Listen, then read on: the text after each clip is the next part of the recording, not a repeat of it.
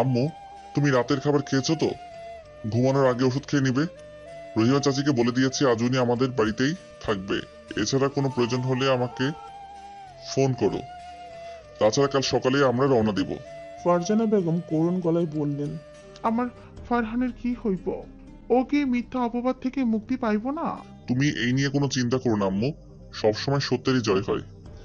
এই আনহা নামের মেয়েটা যদি মিথ্যা বলে থাকে তাহলে ওর পরাজয় ঘটবেই। সব সত্যি ঠিকই সামনে আসবে। আর তুমি আল্লাহর উপর ভরসা রাখো। সেই ভরসাতেই তো আছি। ফাহিম আরো কিছু কথা বলে ফোন রেখে দেয়। অতঃপর ডিনার করে নেয়। ডিনারের পর তারিকুল ইসলামের সাথে কিছুক্ষণ কথা বলল ফাহিম। ফাহিম এক পর্যায়ে তারিকুল ইসলামকে জিজ্ঞেস করলো, আচ্ছা, ওই আরহা নামের মেয়েটার সাথে কথা বলে আপনার কি মনে হয়েছে? ও কি সত্য বলছে নাকি মিথ্যা? আমার তো কোনোভাবেই মনে হয় না ও মিথ্যা বলছে। দেখো, ওর সাথে তো আমাদের কোনো শত্রুতা নেই। মিথ্যা বলে ওর কি লাভ? কিন্তু আমি শুনলাম ওই মেয়েটা নাকি সাক্ষী দিয়েছে ভাইয়া মদ্যপ অবস্থায় গাড়ি চালাচ্ছিস। তো ও কিভাবে বুঝলো যে ভাইয়া মদ্যপ ছিল? বাইরে থেকে দেখে কি বোঝা যায়? এই ব্যাপারে তো আমি ঠিক বলতে পারবো না। আমি হাসপাতালের একজন ডাক্তার হিসেবে কয়েকবার ওর সাথে দেখা করেছি। যিনি ওর চিকিৎসার দায়িত্বে আছেন তার কাছে শুনেছি ওর পায়ে নাকি এই অ্যাক্সিডেন্টের ফলে অনেক সমস্যা হয়েছে, যার জন্য অপারেশন করতে হবে, অনেক টাকার প্রয়োজন। মেয়েটার সৎ মা বাবাও অসুস্থ, এখন এত টাকার ব্যবস্থা যে কি করে হবে? ফাহিমের চোখ চকচক করে উঠল, যেন সে রহস্যের সমাধান প্রায় করেই ফেলেছে। ফাহিম বলল, ধন্যবাদ এত ইনফরমেশন দেওয়ার জন্য, বাকিটা আমি দেখে নিব। তারিকুল ইসলাম কিছু বুঝলেন না। ফাহিম ওর রুমের দিকে পা বাড়ালো। ফাহিম রুমে এসে দেখলো ইভানা বই পড়ছে। ফাহিমের একটু সন্দেহ হলো। সে সামনে এগিয়ে এসে দেখলো ইভানা বইয়ের মধ্যে ফোন রেখে টিপছে। ফাহিম ফোনটা কেড়ে নিয়ে বলল, পড়া বাদ দিস কি হচ্ছে? ইভানা থতমত খেয়ে বলল, আসলে মানে ফাহিম ফোনের দিকে তাকাতে দেখতে পায় ইভানা এতক্ষণ আনহার সাথে কথা বলছিল। ফোনে এখন নাম্বারটা ডায়াল করা আছে। নাম্বারটা সেভ থাকায় বুঝতে অসুবিধা হয়নি। ফাহিম কৌতূহল দমিয়ে রাখতে না পেরে প্রশ্ন করে। আনহার সাথে কি কথা বললে? ইভানা অপ্রস্তুত হয়ে যায়, নিজেকে সামলে বলে, তেমন কিছু না, সাধারণ কথাবার্তা। 10 মিনিট ধরে সাধারণ কথা বললে? ইভানা চুপ করে রয়। তার এই নীরবতা ফাহিমকে অনেক কিছু বুঝিয়ে দেয়। কেটে গেল আরো একটি দিন। আজ সকাল সকাল ফাহিম ইভানাকে নিয়ে বিদায় নিল তার বাপের বাড়ি থেকে। ইভানাকে নিজের বাড়িতে রেখে সেই সরাসরি ফারহানের সাথে দেখা করতে চলে এলো ফাহিম। কিছু সময় অপেক্ষা করে দেখা করার সুযোগ পেল। ফারহান ফাহিমকে দেখা মাত্রই বলল, আমাকে নিরপরাধ প্রমাণ করার কিছু পেলি? তোকে যে একজন উকিলের কন্টাক্ট নাম্বার দিয়েছিলাম তার সাথে যোগাযোগ করেছিলিস? তুই শান্ত হব, আমি সব করেছি। তবে ভালো উকিল দিয়ে শুধু তোকে নিরপরাধ প্রমাণ করা যাবে না, সেই জন্য আমাদের প্রমাণের দরকার। প্রমাণ কই পাবি? প্রমাণ তো এখনো হাতে পাইনি, তবে অনেক কিছু আন্দাজ করতে পেরেছি। আমি তো এটাই বুঝতে পারছি না, ওই আনহা নামের মেয়েটার সাথে আমার কি শত্রুতা যে ও আমার নামে মিথ্যা বলল? এখানে শত্রুতার কোনো ব্যাপার নেই, ও হয়তো কারো প্ররোচনায় এমনটা করেছে। মানে কি বলছিস তুই? অ্যাক্সিডেন্টের ফলে আনহার অনেক ক্ষতি হয়েছে, ওরা চিকিৎসার জন্য অনেক টাকার প্রয়োজন। আমার মনে হয় কেউ ওকে ডাক দিয়ে। ফারহান উত্তেজিত হয়ে বলে ওঠে, আনা তো ইভানার বান্ধবী। আমার মনে হয় ইভানারই রয়েছে এসবের পেছনে। ও আমার উপর প্রতিশোধ নেওয়ার জন্য আনাকে ব্যবহার করেছে। ফাহিম প্রতিবাদ করে বলে, কোনো কিছু না জেনে এমন বলা ঠিক না। ইভানা আমার স্ত্রী, আমি ওকে বিশ্বাস করি, ও এমন কিছু করেনি। নিজের ভাইয়ের থেকে দুদিনের বিয়ে করা বউকে বিশ্বাস করছিস? হ্যাঁ করি, কারণ ওকে অবিশ্বাস করার মতো কিছু ও। ইভানা অনেক ভালো মেয়ে, ও তেমন কিছু করেনি। তাহলে কি করেছে? সেটাই আমাকে জানতে হবে, খুব শীঘ্রই সত্য উদ্ঘাটন হবে। ফাহিম ফারহানের সাথে দেখা সাক্ষাৎ শেষ করে বাড়িতে ফিরল। অতঃপর ইভানাকে ডাকতে লাগলো। ইভানা ব্যতিব্যস্ত হয়ে ছুটে এসে বলল, কি হয়েছে, আমাকে ডাকছেন কেন? চলো, আমাদের এখন যেতে হবে। সে কি? কোথায় যাব আমরা? হাসপাতালে। তোর বান্ধবী আনহার সাথে অনেক জরুরি কথা আছে। ও আচ্ছা, ঠিক আছে, আমি তৈরি হয়ে নিচ্ছি। ইভানা তৈরি হয়ে নেয়। অতঃপর দুজনে মিলে রওনা দেয় হাসপাতালের উদ্দেশ্যে।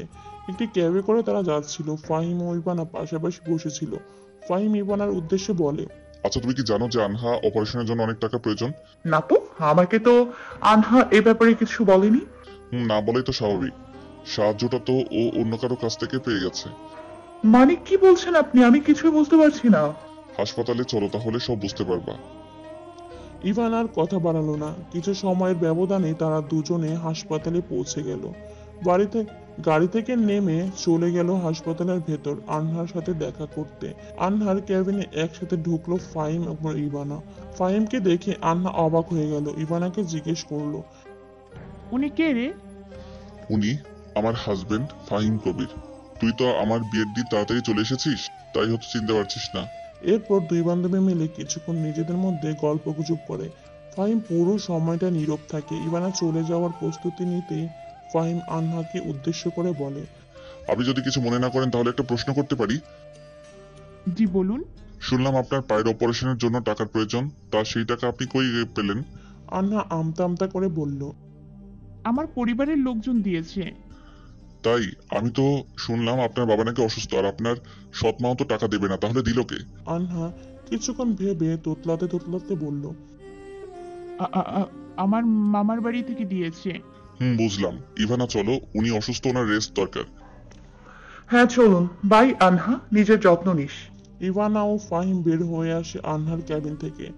আনহা স্বস্তির নিঃশ্বাস নেয়। আনহার ক্যাবিন থেকে বেরিয়ে কিছুটা দূরে এসে ফাহিম তার পকেটে হাত দিয়ে কিছু খুঁজতে থাকে। ইভানা বলে, আপনি কি খুঁজছেন? ফাহিম তখন বলে, আমার ফোনটা পাচ্ছি না, মনে হয় আনহার কেবিনে ফেলে এসেছি। আচ্ছা ঠিক আছে, চলুন গিয়ে নিয়ে আসি। হ্যাঁ চলো। দুজনে আবার আনহার ক্যাবিনের দিকে আসে। আনহার ক্যাবিনের দরজায় আসতেই থমকে যায় দুজনে, কারণ আনহা ফোনে কারোর সাথে কথা বলছিল। আনহা বলছিল, পরিস্থিতি হাতের বাইরে চলে যাচ্ছে। আজ ইভানা ওর স্বামীর সাথে এসেছিল। ইভানার স্বামী আমাকে অনেক জেরা করেছিল। অপারেশনের টাকা কোথায় পেয়েছি সেটা জানতে চাইছিল। আমি অনেক কষ্টে ম্যানেজ করেছি। কাউকে জানতে দেইনি যে ফারহানকে ফাঁসানোর মাধ্যমে আপনার থেকে আমি টাকাটা নিয়েছি। ফাহিম কেবিনের বাইরে থেকে ক্রু হেসে বলে। কিন্তু আমরা যে সব জেনে গেলাম। ভয়ে আনহার হাত থেকে ফোন পড়ে যায়। ইভানা ও ফাহিম কেবিনে প্রবেশ করে ইভানা বলে, ছি আনহা, তোর থেকে এটা আশা করিনি। টাকার লোভে তুই এত নিচে নামলি? আনহা মাথা নিচু করে নেয়। ফাহিম কঠোর গলায় বলে, ভালোই ভালোই বলো, কার কথায় তুমি আমার ভাইয়ার নামে মিথ্যা বলছো, না হলে আমি পুলিশ ডেকে সব সত্য বের করে নিতে বাধ্য হব। আনহা ভয়ে কেঁদে দেয়। কাঁদতে কাঁদতেই বলে, প্লিজ পুলিশ ডাকবেন না। আমার কোনো দোষ নেই। আমার সাথে তো আপনার ভাইয়ের কোনো শত্রুতাও নেই। ইভানা বলে, ঠিক আছে, ডাকবো না পুলিশ, কিন্তু সেই জন্য তোকে আমাদেরকে সমস্ত ঘটনা খুলে বলতে হবে। আনহা বলতে শুরু করে, সেদিন তোর বিয়ে থেকে ফেরার সময় কিছু গুন্ডা আমার পিছু নেয়। আমি তাদের হাত থেকে বাঁচার জন্য দৌড়াতে থাকি। এভাবে দৌড়াতে দৌড়াতে আচমকার রাস্তায় চলে আসি, আর তারপর হঠাৎ করে একটা গাড়ির সাথে ধাক্কা খাই। এখানে দোষ সম্পূর্ণ আমারই, কারণ আমি রাস্তায় চলে এসেছিলাম। ইভানা উত্তেজিত হয়ে বলে, তাহলে তুই মিথ্যে সাক্ষ্য দিলি কেন? আমি দিতে চাইনি। তোর বাবা মানে ডাক্তার তারিকুল ইসলামের কথায় আমি মিথ্যা বলেছি। ইভানা হতবাক হয়ে বলে, এটা কি বলছিস তুই? ঠিকই বলছি। উনি আমায় বলছেন ফারহানের নামে মিথ্যা বলতে। ফারহান তোকে বিয়ে না করে যে প্রত্যাখ্যান করেছে, যার ফলে ওনার অনেক অপমান সহ্য করতে হয়েছে, তার প্রতিশোধ নিতেই উনি এমন করেছেন। এর বিনিময়ে উনি আমার অপারেশনের খরচ, এমনকি আমার পড়াশোনার যাবতীয় খরচ দিতে চেয়েছেন। তুই তো জানিস আমার পারিবারিক অবস্থা। সৎমা তো আমায় পড়াতেই দিতে চায় না। সে আমাকে বিয়ে দিয়ে বিদায় করতে চায়। কি জানিস আমার পারিবারিক অবস্থা। সৎমা তো আমায় পড়াতেই দিতে চায় না। সে আমাকে বিয়ে দিয়ে বিদায় করতে চায়, কিন্তু আমার স্বপ্ন তো বুয়েটে পড়াশোনা করা। তাই ইভানা কয়েক কদম পিছিয়ে যায়। তার চোখ থেকে টপ টপ করে জল পড়তে থাকে। ফাহিম তাকে সামলায়। ইভানা ফাহিমকে জড়িয়ে ধরে কাঁদতে কাঁদতে বলে, আমাকে ক্ষমা করে দিন আপনি। আমার বাবার জন্য আপনার ভাই আজ জেলে। ফাহিম ইভানাকে কমফোর্ট করে বলে, তুমি কেন ক্ষমা চাইছো? তুমি তো কোনো অন্যায় করনি। যা অন্যায় করেছে তো তোমার বাবা করেছে, এই জন্য আমি তোমাকে দোষ দিব না। তোমার বাবার সাথে আমি কথা বলবো। তুমি চিন্তা করো না, তোমার উপর আমি এসবের কোনো আঁচ আসতে দেব না। অতঃপর ফাহিম আনহার দিকে তাকিয়ে বলে, আর তুমি যদি চাও তোমার বিরুদ্ধে আমার কোনো স্টেপ না নেই, তাহলে পুলিশকে বলবে যে আমার ভাই নির্দোষ, তুমি বুঝতে ভুল করেছিলে। আর হ্যাঁ, ইভানের ব্যাপারে ও কাউকে কিছু বলো না। ইভানা বলে। কেন বলবে না? আমার বাবা অন্যায় করেছে, তাকে শাস্তি পেতে হবে। কুল ডাউন ইভানা, ব্যাপারটা বোঝার চেষ্টা করো। উনি বাবা হন তোমার। যদি ওনার সত্যটা সামনে আসে তাহলে তোমার জীবনে খারাপ প্রভাব পড়বে। আমি তো বলছি আমি তোমার বাবার সাথে কথা বলবো। ইভানা আর কিছু বলে না। আনহা পুলিশের কাছে স্বীকার করে যে ফারহান নির্দোষ, তার বুঝতে ভুল হয়েছিল। পুলিশ আনহাকে কিছু জিজ্ঞাসাবাদ করে ছেড়ে দেয়। ফারহানও কারাগার থেকে মুক্তি পায়। ফারহান ফিরে আসায় ফারজানা বেগম খুব খুশি হন। নিউজ পোর্টালেও খবরটা ছড়িয়ে যায় যে ফারহান নির্দোষ। ইভানা রুমে চুপচাপ বসে আছে। তার মন মেজাজ ভালো নেই। তার এখনো বিশ্বাস হচ্ছে না তার মা বাবা এতটা নিচে নামতে পারে। এর মধ্যে ফাহিম রুমে এসে ইভানাকে বলে। আমি তোমার বাবার সাথে কথা বলেছি। উনি নিজের ভুলটা বুঝতে পেরেছেন। আমার কাছে বারবার ক্ষমা চেয়েছেন, তোমার সাথেও কথা বলতে চেয়েছেন। আমি ওনার সাথে কোনো কথা বলবো না। উনি তোমার বাবা হন। উনি যা করেছেন তা অন্যায়। আমার বাবা বলে আমি ক্ষমা করতে পারি না। ওনার জন্য আপনার ভাই জেলে ছিল। ফাহিম আচমকা ইভানাকে আলিঙ্গন করে বলল। তুমি সবকিছু ভুলে যাও। এই কটা দিনকে দুঃস্বপ্ন ভাবো। আমরা আবার সবকিছু নতুন করে শুরু করব। কালকে আমি তোমাকে কলেজে ভর্তি করাতে নিয়ে যাব। তুমি তৈরি হয়ে থেকো। ইভানা মাথা নাড়ায়। ফাহিম ইভানার কপালে আলতো করে চুমু দিয়ে বলে। That's my good girl. ইভানার ফর্সা গাল লজ্জায় লাল হয়ে যায়। সকাল হতেই ঘুম থেকে উঠে পড়ল ইভানা। সূর্যমামা নতুন দিনের আগমনের বার্তা দিচ্ছে যে ইভানার আজকে কলেজে যাওয়ার কথা, তাই সে ভীষণ খুশি। কলেজে গেলে কত আনন্দ, কত মজা হবে, নতুন নতুন বন্ধু বান্ধব হবে। এসব ভাবতে ভাবতে ওয়াশরুমে চলে যায় ইভানা। দ্রুত ফ্রেশ হয়ে বের হয়। ফাহিম ততক্ষণে সকালের নাস্তা সেরে রুমে চলে এসেছিল। ইভানাকে দেখে বলে। তুমি ঠিক করেছো। ঠিক আছে, যাও নাস্তা করে নাও, তারপর আমি তোমাকে কলেজে নিয়ে যাব। ইভানা খুশি মনে নিচে চলে আসে নাস্তা করতে। খাবার টেবিলে তখন ফারজানা বেগম ও ফারহান বসেছিল। তারাও নাস্তা করছিল। ইভানাকে দেখে ফারহানের চোখ মুখ রাগে বেশি ওঠে। ফারজানা বেগমও মুখ ভার করে নেন। ইভানা খাবার টেবিলে বসতে ফারজানা বেগম বলে ওঠেন। চলে আইছেন মহারানী, এতক্ষণে তোমার ওঠার সময় হইল? ইভানা ফারজানা বেগমের এমন ব্যবহার দেখে অবাক হয় ভীষণ। তাকে বড্ড অচেনা লাগছিল। ইভানা মন খারাপ করে নিজের খাবার নিজে বেড়ে নেয়। ইভানা খেতে শুরু করতে ফারজানা বেগম বলেন।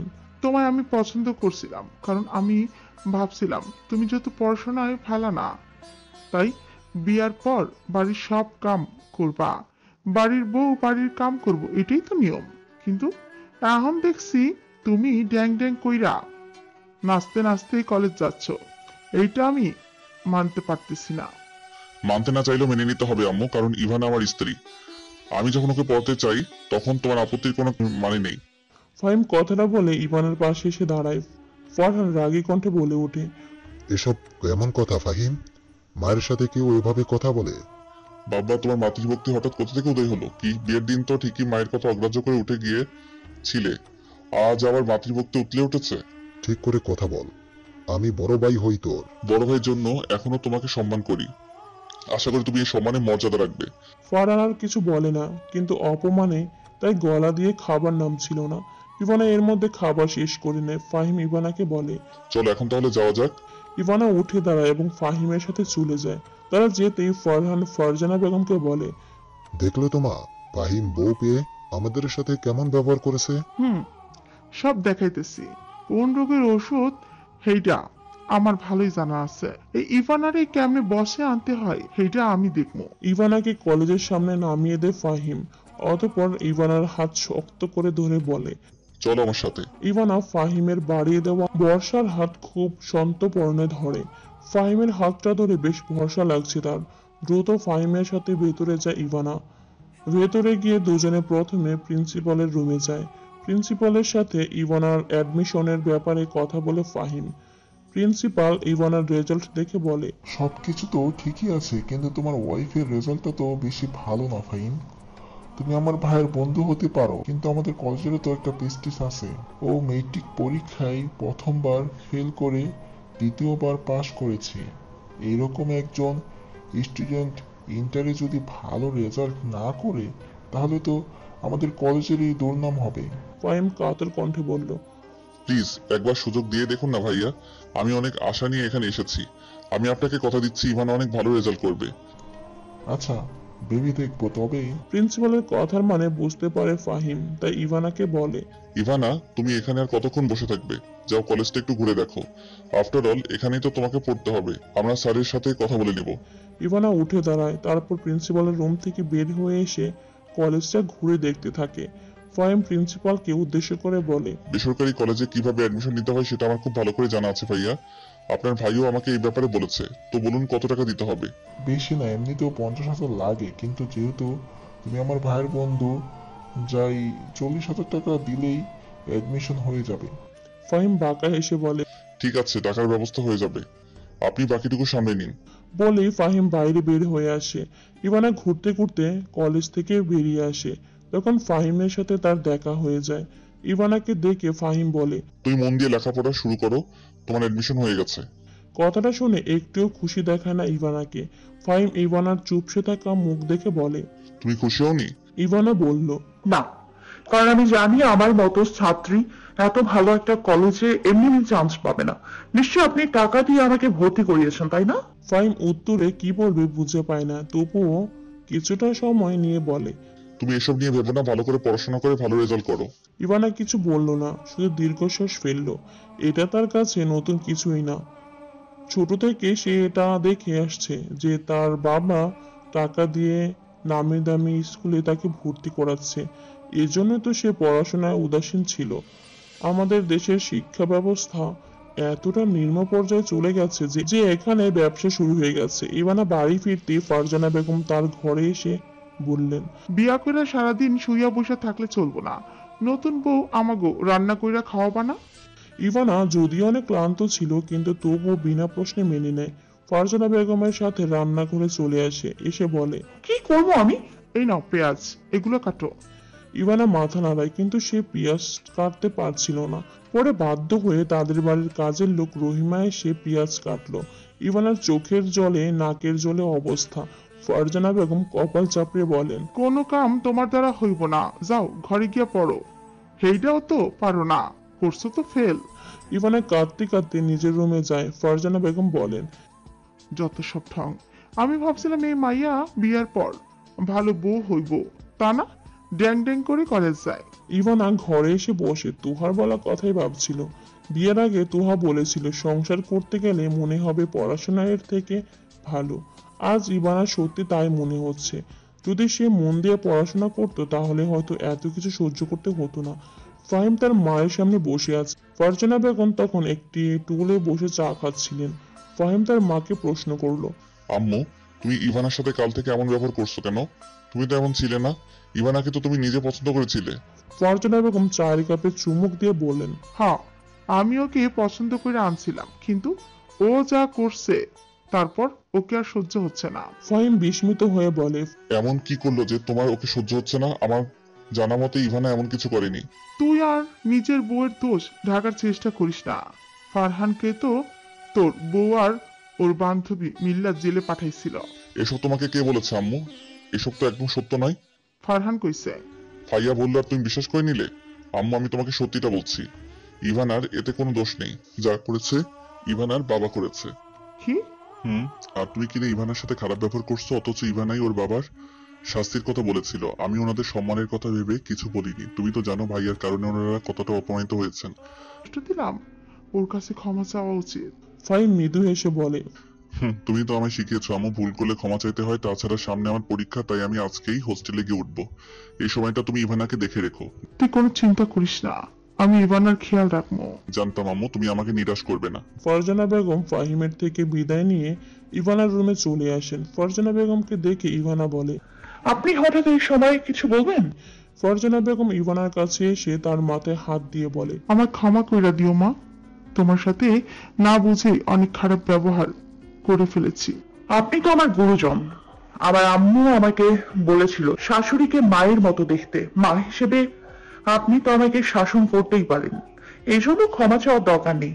ফারজানা বেগমের চোখে জল চলে আসে। এত ভালো একটি মেয়ের সাথে খারাপ ব্যবহার করেছেন ভেবে তিনি ভীষণ অনুশোচনায় ভুগছেন। এর থেকে বড় শাস্তি আর কি হতে পারে? ক্যাবে করে ইভানাকে কলেজের সামনে নামিয়ে দেয় ফাহিম। অতঃপর তার উদ্দেশ্যে বলে, ভালো করে পড়াশোনা করবে, এখন থেকে তোমাকে নিজেকে প্রমাণ করার লড়াই শুরু।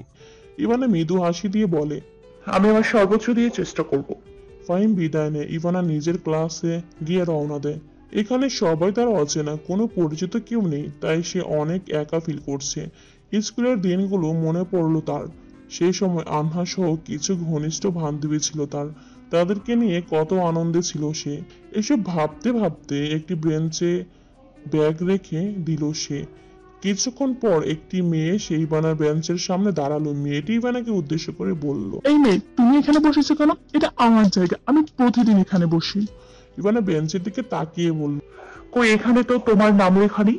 ভালো ভালো বলছে এখান থেকে উঠে যান, না হলে। না হলে কি করবে তুমি? মেয়েটা ইভানার ব্যাগ হাতে নিয়ে ছুঁড়ে মারলো দূরে। ইভানা উঠে রেগে গিয়ে বলল, এটা কি করলে তুমি? যা করছে বেশ করেছে, যারা আমার জায়গায় কেড়ে নিতে চায় তাদের আমি এই হালে করি। ইভানা মেয়েটিকে কিছু বলতে যাবে তার আগে ক্লাসে স্যার প্রবেশ করলো। ইভানা আর তর্ক করলো না, নিজের ব্যাগ তুলে নিয়ে পেছনের বেঞ্চে গিয়ে বসলো। পেছনের বেঞ্চে একটি মেয়ে বসেছিল। মেয়েটি বড্ড মিশুক, তাই ইভানাকে দেখা মাত্রই বলে ওঠে, হ্যালো, আমি মেঘলা। তুমি কি এখানে নতুন? জি, তোমার নাম কি? আমার নাম ইভানা ইসলাম। ও, ওই যে মেয়েটা যে তোমার সাথে খারাপ ব্যবহার করলো, ওর নাম বেলা। ওর কথাই কিছু মনে করো না। নাম্বার 1 একটা ফালতু মেয়ে। আমি আর ও আগে একই স্কুলে পড়তাম, তখন থেকেই দেখছি ওকে। ও পড়াশোনা একটু ভালো, এর জন্য খুব অহংকার দেখায়। ইভানা বেলা নামের মেয়েটির দিকে এক পলক তাকিয়ে বলে, এমন মেয়েকে কিভাবে শায়েস্তা করতে হয় সেটা আমারও জানা আছে। কলেজ শেষে বের হয়ে আসার সময় ইভানা বেলার সামনে গিয়ে দাঁড়ায়। মেঘলাও ছিল তার সাথে। ইভানা বেলাকে থ্রেট দিয়ে বলে, তুমি চেনো না আমি কে? আমার বর এই শহরের একজন বিখ্যাত মাফিয়া। যদি আর কখনো আমার পেছনে লাগো, তাহলে তোমার সাথে কি হতে পারে ভেবে দেখো। আমি কিন্তু বাড়িতে হাঙর পুষি। সেই হাঙর অনেক দিন থেকেই মানুষের মাংসের স্বাদ পায় না। আশা করি আর কিছু তোমাকে বোঝাতে হবে না। বেলা ভয়ে ঘামতে থাকে। বেলার ভয়ার্ত মুখ দেখে ইভানার খুব হাসি পায়। অনেক কষ্টে সে হাসি আটকে রাখে। অতঃপর মেঘলাকে সাথে নিয়ে ইভানা চলে আসে। মেঘলা জিজ্ঞেস করে, সত্যি কি তোমার স্বামী মাফিয়া? আরে না, উনি তো একজন হবু ইঞ্জিনিয়ার। আমি তো শুধু ওই বেলাকে টাইট দেওয়ার জন্য বলেছিলাম। You are so smart. সেটা তো আমি অবশ্যই। এভাবেই হাসি ঠাট্টা চলতে চলতে তারা গেটে পৌঁছে যায়। ফাহিম ইভানাকে কলেজের গেট থেকে পিক করে নিয়ে যায়। ফাহিম বুয়েটের হোস্টেলে চলে যাওয়ার জন্য প্রস্তুত হচ্ছে। তার যাওয়ার কথা শুনে ইভানা খুব কষ্ট পেয়েছে। নীরবে চোখের জল বিসর্জন করছে সে। ফাহিম নিজের ব্যাগ গুছিয়ে ইভানার কাছে আসে। সযত্নে তার চোখের জল মুছিয়ে দিয়ে বলে, প্লিজ এভাবে কেঁদো না। তুমি কাঁদলে আমারও কষ্ট হয়। দেখো, মাত্র তো একটা মাসেরই ব্যাপার। 1 মাস পর আমি আবার ফিরে আসবো। কিন্তু এই 1 মাস আমি আপনাকে ছেড়ে থাকবো কিভাবে? দেখবে 1 মাস দেখতে দেখতে কেটে যাবে। তুমি কিন্তু একদম পড়াশোনায় ফাঁকিবাজি করবে না, মনোযোগ দিয়ে পড়বে। কোনো কিছু প্রয়োজন হলে আম্মুকে বলবে, আর না হলে আমাকে ফোন করবে। সর্বোপরি নিজের খেয়াল রাখবে। আপনিও নিজের খেয়াল রাখবেন। ফাহিম বিদায় নেওয়ার আগে একটি অবাক কাণ্ড করে ফেলে। আবেগপ্রবণ হয়ে জড়িয়ে ধরে ইভানাকে। এই মুহূর্তে তার চোখ দিয়েও এক বিন্দু অশ্রু নিষিদ্ধ হয়। ফারহানের সাথে তার গাড়িতে করে হোস্টেলের উদ্দেশ্যে রওনা দেয় ফাহিম। সে একাই আসতে চেয়েছিল, কিন্তু ফারহানের জোরাজুরিতে বাধ্য হয়ে তার সাথেই আসে। সারা রাস্তায় দুই ভাইয়ের মধ্যে কোনো কথা হয় না। গন্তব্যে পৌঁছে গাড়ি থেকে নেমে ফাহিম আচমকা ফারহানকে জড়িয়ে ধরে। অতঃপর আবেগ মিশ্রিত গলায় বলে, তোকে একটা রিকোয়েস্ট করবো ভাইয়া, আমার অবর্তমানে প্লিজ ইভানার সাথে কোনো খারাপ ব্যবহার করবি না। ও আমাকে ছাড়া এমনি অনেক অসহায় থাকবে। তুই কোনো চিন্তা করিস না ভাই, আমি বুঝতে পেরেছি তুই ইভানাকে অনেক ভালোবেসে ফেলেছিস। তোর স্ত্রীর সাথে খারাপ ব্যবহার করার কথা আমি আর ভাববো না। তোর থেকে এটাই আশা ছিল। Love you bro. Love you too my dear ছোট ভাই। অতঃপর দুই ভাই হেসে ওঠে। ইভানা মন খারাপ করে ব্যালকনিতে দাঁড়িয়ে আছিল। ফাহিমকে খুব মনে পড়ছিল তার। আজ 1 মাস হয়ে যাচ্ছে ফাহিম বাসায় নেই। ফোনে মাঝে মাঝে কথা হয় অবশ্য, কিন্তু তাতে কি তার মন ভরে? ইভানা উদাস মনে চায়ের কাপে চুমুক দিচ্ছিল। অতঃপর ব্যালকনিতে আরাম করে বসে পড়ে। তারপর হঠাৎ কি যেন মনের করে রুমের মধ্যে যায়। রুমে এসে ফাহিমের ডেস্কের কাছে যায়। ফাহিমের ডেস্কে অনেক গল্পের বই রাখা। ইভানা নিজের একাকিত্ব এই গল্পের বই পড়েই দূর করে। আজও তাই সে তুলে নিল বিভূতিভূষণ চট্টোপাধ্যায়ের পথের পাঁচালী উপন্যাস। গতকালই পড়া শুরু করেছে। হাসি কান্নায় মিশ্রিত গল্পটি পড়তে তার ভালোই লাগে। পুনরায় ব্যালকনিতে এসে উপন্যাস পড়ায় মনোযোগী হয় সে। এ সময় সে যেন হারিয়ে যায় অন্য এক জগতে। দিন দুনিয়ার কোনো খেয়াল থাকে না, পুরো গল্পের মধ্যেই ডুবে যায়। এমন সময় কেউ পেছন থেকে এসে তার চোখে হাত দিয়ে আবদ্ধ করে নেয়। ইভানের প্রচন্ড ভয় হয়। আচমকা কে এমন করতে পারে ভেবে মনে মনে দোয়া দুরূদ পড়তে থাকে। আচমকা আগন্তুক ব্যক্তি ইভানাকে নিজের দিকে করে নেয়। ইভানা চোখ মেলে তাকাতে স্তব্ধ, বিমোহিত হয়ে যায়, কারণ ফাহিম ফিরে এসেছে। ইভানা অদর প্রসারিত করে হেসে বলে, আপনি ফিরে এসেছেন? ফিরে তো আমাকে আসতেই হতো, একজন যে আমার অপেক্ষায় শুকিয়ে যাচ্ছিল। ইভানা লজ্জা পেল খানিকটা, নুয়ে নিল মাথা। ফাহিম আলতো স্পর্শ করে ইভানের মাথা উঁচু করে। দুজনের চোখাচোখি হয়। ইভানা ফাহিমকে জিজ্ঞেস করে, আপনি ফিরবেন আগে তো বলেননি। আপনার পরীক্ষা কি শেষ হয়েছে? তোমাকে সারপ্রাইজ দিতে চেয়েছিলাম, তাই জানাইনি। হ্যাঁ, আমার পরীক্ষা শেষ। ও, আর কিছু জানতে চাইবে না? ইভানা পিট করে তাকায় ফাহিমের দিকে। ফাহিম হালকা হেসে বলে, তোমার পড়াশোনা কেমন চলছে? চলছে চলার মতো। ফাহিম এবার ইভানার বাঁধন হালকা করে। এতক্ষণ ইভানার অনেক কাছাকাছি থাকলো, এবার একটু দূরে সরে এসে বলে, বুঝতে পেরেছি। আমি এতদিন ছিলাম না, আর তুমি সেই সুযোগে ফাঁকিবাজি করেছো। যা হওয়ার হয়ে গেছে, এখন আমি ফিরে এসেছি, এখন আর কোনো ফাঁকিবাজি চলবে না। যাও, বই নিয়ে পড়তে বসো। যদি আজকে রাতের মধ্যে তোমার ভূগোল বইয়ের 5 পৃষ্ঠা পড়ে শেষ করতে পারো, তাহলে তোমার জন্য সারপ্রাইজ আছে। কি সারপ্রাইজ? সেটা রাতেই জানতে পারবে। ইভানা আর কিছু জিজ্ঞেস না করে চুপচাপ রুমের দিকে পা বাড়ায়। রুমে গিয়ে পড়তে বসে। দিনের আলোকে বিদায় দিয়ে দরিদ্রী স্বাগত জানিয়েছে রাতের অন্ধকারে। আজ অমাবস্যার রাত, তাই অন্ধকার যেন একটু বেশি প্রকট হয়েছে। তার উপর ঘন ঘন লোডশেডিং এর জন্য জীবন বিপর্যস্ত। এত সব কিছুর মাঝে ইভানার পড়া থেমে নেই। সে নাওয়া খাওয়া ভুলে পড়তে বসেছে। ফাহিমের দিতে চাওয়া সারপ্রাইজ নিয়ে খুব আগ্রহী সে, তাই তো পড়ায় কোনো ঘাটতি রাখতে চায় না। ফাহিম বাইরে গিয়েছিল কিছু বন্ধুদের সাথে আড্ডা দিতে। বাড়িতে ফিরে এসে ইভানাকে পড়ার টেবিলে দেখে বেশ স্বস্তি পেল সে। যাক, বুদ্ধি তাহলে কাজে দিয়েছে। ফাহিম ইভানার টেবিলের পাশে এসে দাঁড়ালো। একটু ঝুঁকে ইভানার উদ্দেশ্যে বলল, পড়াশোনা কত দূর? শেষ হয়েছে, এখন একটু রিভাইজ করছি। আচ্ছা, রিভাইজ পরে করিও। এখন নিচে চলো, ডিনারটা সেরে নেই। দেন আমি তোমাকে এই পড়াগুলোর মধ্যে থেকে প্রশ্ন করব। সঠিক উত্তর দিতে পারলে সারপ্রাইজ দিব। ইভানা বাধ্য মেয়ের মতো ফাহিমের কথা মেনে নেয়। সর্বপ্রথম পড়ার টেবিলে বই সুন্দর করে গুছিয়ে রাখে। এরপরই ফাহিমের সাথে নিচে চলে যায় ডিনার করতে। ফারজানা বেগম, ফাহিম ওরা ডাইনিং টেবিলেই বসেছিল ডিনারের উদ্দেশ্যে। রহিমা সবাইকে খাবার বেড়ে দিচ্ছিল। ফাহিম ও ইভানাও এসে বসে পড়ে সবার সাথে। ফারহান ফাহিমকে দেখে প্রসন্ন চিত্রে বলে, অবশেষে তুই ফিরলি। তোকে ছাড়া বাড়িটা কেমন ফাঁকা ফাঁকা লাগছিল। ফারজানা বেগমও তালে তাল মিলিয়ে বলেন, হ্যাঁ, গাড়ি ছেড়ে গাড়ি ফিরেছে, এখন আমার শান্তি। এভাবে খুশির সাথে সবাই ডিনার শেষ করে নেয়। অতঃপর যে যার রুমের দিকে পা বাড়ায়। ফাহিম রুমে এসে বিছানায় গা এলিয়ে দেয়। ইভানা টেবিলে বসে পড়ে পড়াগুলো। এখন আমাকে যে কোনো প্রশ্ন করতে পারেন। ফাহিম ইভানার এমন আত্মবিশ্বাস দেখে খুশি হয়। এটাই তো দেখতে চেয়েছিল সে। ফাহিম বিছানা থেকে উঠে বসে একটি চেয়ারে নিয়ে ইভানার সম্মুখে বসে পড়ে। এরপর তাকে বিভিন্ন প্রশ্ন করে। ইভানা সবগুলোর প্রশ্নের সঠিক উত্তর দেয়। ফাহিম ভীষণ প্রসন্ন হয় ইভানার উপর আর বলে, তুমি আজ আমাকে খুশি করে দিয়েছো, তাই অনেক ভালো একটা সারপ্রাইজ পাবে। এখানে বসে থাকো, আমি আসছি। বলেই ফাহিম কোথাও উঠে চলে যায়। ইভানা টেবিলে বসে ফাহিমের জন্য অপেক্ষা করছিল। কিছু সময়ের মধ্যে ফাহিম রুমে প্রবেশ করে। ইভানা দরজার পানে তাকাতে থমকে যায়। ফাহিম হাতে একগুচ্ছ গোলাপ নিয়ে দাঁড়িয়ে আছে। গোলাপগুলো যে তার উদ্দেশ্যে আনা হয়েছে তা বিলক্ষণ বুঝতে পারে ইভানা, তবুও জিজ্ঞেস করে। এগুলো কার জন্য? ফাহিম কোনো জবাব না দিয়ে এক পা করে ইভানার দিকে এগিয়ে আসতে থাকে। ইভানার হৃদস্পন্দন দ্রুত বৃদ্ধি পাচ্ছিল। আবেগপ্রবণ মন কোনো অঘটনের সংকেত দিচ্ছিল। জেনদেন অঘটন নয়, ভালোবাসার অঘটন। ফাহিম ইভানার সম্মুখে এসে দাঁড়ায়। অতঃপর হাঁটু গেড়ে বসে পড়ে তার সামনে। লাজুক এসে বলে, আমি তোমাকে ভালোবাসি ইভানা। তুমি কি সারা জীবনের জন্য আমার হয়ে থাকবে? ইভানার মস্তিষ্ক কাজ করা বন্ধ করে দেয়। হৃদস্পন্দন এত বেড়ে গিয়েছে যে শ্বাস বন্ধ হবার জোগাড়। সে নিজের আঁখি যুগল বন্ধ করে নেয়। জোরে জোরে কয়েকবার নিঃশ্বাস নিয়ে পিট করে চোখ মেলে তাকায়। ফাহিমকে নিজের দিকে মুগ্ধ হয়ে তাকিয়ে থাকতে দেখে আরো বেশি নার্ভাস হয়ে পড়ে।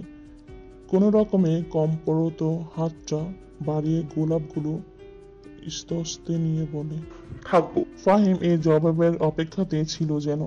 ইভানার জবাব কর্ণপাত হওয়া মাত্রই তৃষ্ণার্ত পথিকের ন্যায় ফাহিম এগিয়ে এলো ইভানার দিকে। ইভানা তটস্থ হলেও নড়ল না নিজের স্থান থেকে।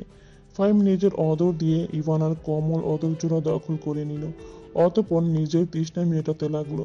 ইভানা পুরো স্ট্যাচু হয়ে গিয়েছে যেন, কোনো রকম কথাই সে বলতে পারছে না, যেন এক অন্য জগতে অন্য ঘোরের মধ্যে বিরাজ করছে সে। সময় যত এগোতে থাকে ফাহিমের প্রতিটা স্পর্শ ঠিক ততটাই গভীর হতে থাকে। এক সময় ইভানাকে কোলে তুলে নেয় ফাহিম, অতঃপর তাকে নিয়ে সে সযত্নে বিছানায় শুইয়ে দেয়।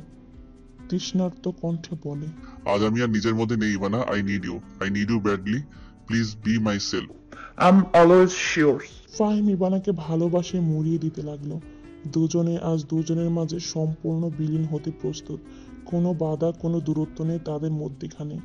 একে অপরের উষ্ণতায় উষ্ণ হতে থাকে দুজনে। দুটি দেহ আজ যেন এক পবিত্র বন্ধনে আবদ্ধ হয়। সকালে চোখ মেলে তাকাতে নিজেকে ফাহিমের বুকে আবিষ্কার করলো ইভানা। তার মনে পড়ে গেল গতকাল রাতের মধুর স্মৃতি। লজ্জায় নুয়ে গেল, ফাহিমের ঘুমও ভেঙে গেল। ইভানার দিকে মুগ্ধ দৃষ্টিতে তাকিয়ে রইল সে। ইভানা বলল, আমাকে ছেড়ে দিন, অনেক বেলা হয়ে গেছে, কলেজে যেতে হবে। ফাহিম বাদন হালকা করে বলে, ঠিক আছে চলো, আজ আমি তোমাকে কলেজে পৌঁছে দেব। আপনি দেবেন? হ্যাঁ, কেন দিতে পারি না নাকি? না, আমি সেটা বলছি না। ইভানা বিছানা থেকে উঠে ওয়ার্ড্রোব থেকে নিজের ড্রেস বের করে নেয়, অতঃপর শাওয়ার নিতে চলে যায়। ইভানা শাওয়ার নিয়ে বেরোনোর পর ফাহিমও শাওয়ার নিতে চলে যায়। দুজনে ব্রেকফাস্ট করতে নিচে নামে। ব্রেকফাস্ট শেষ করে ফাহিম ইভানাকে বলে কলেজের জন্য তৈরি হতে। ইভানা ফাহিমের কথা মতো রুমে যায়। রুমে গিয়ে কলেজের ড্রেস পরে তৈরি হয়ে নেয়। তৈরি হয়ে নিচে চলে আসে ইভানা। নিচে নামতে সে দেখে ফারহান ও ফাহিম কথাবার্তা বলছে। ফাহিম যখন ফারহানকে বলে সে ইভানাকে নিয়ে কলেজে যাবে, সেই জন্য ক্যাব বুক করছে, তখন ফারহান বলে ওঠে, ক্যাব বুক করতে হবে কেন? আমি তো এখন বাড়িতে আছি, 9টার সময় বেরোবো। তুই বরং আমার গাড়িটা নিয়ে যা। ফাহিম কিছু বলতে যাবে তার আগে ইভানা বলে ওঠে, না থাক, আর কোনো দরকার নেই, আমরা ক্যাবে করেই যেতে পারবো, আপনার গাড়ি লাগবে না। ফারহান বেশ অপমানিত বোধ করলো, তবে এ নিয়ে কোনো কথা বলল না। ফাহিম ইভানাকে উদ্দেশ্য করে বলে, আচ্ছা চলো, আমরা ক্যাবে করেই যাব। ইভানা ফাহিমের সাথে চলে যায়। আপনার ভাইয়ের সাথে ওভাবে কথা বলায় আপনি রাগ করেননি তো? রাগ তো করেছি একটু, তবে তুমি মানা না করলেও আমি মানা করে দিতাম, কারণ তোমার আত্মসম্মান রক্ষার দায়িত্ব আমার। তবে এত রূঢ়ভাবে কথা বলা তোমার উচিত হয়নি। উনি কিন্তু তোমার ভাসুর হন।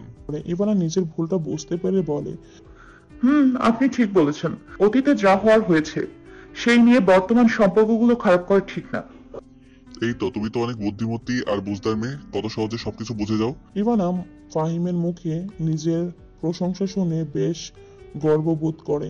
এর মধ্যে ক্যাব চলে এলে তারা ক্যাবে করে কলেজের উদ্দেশ্যে রওনা দেয়।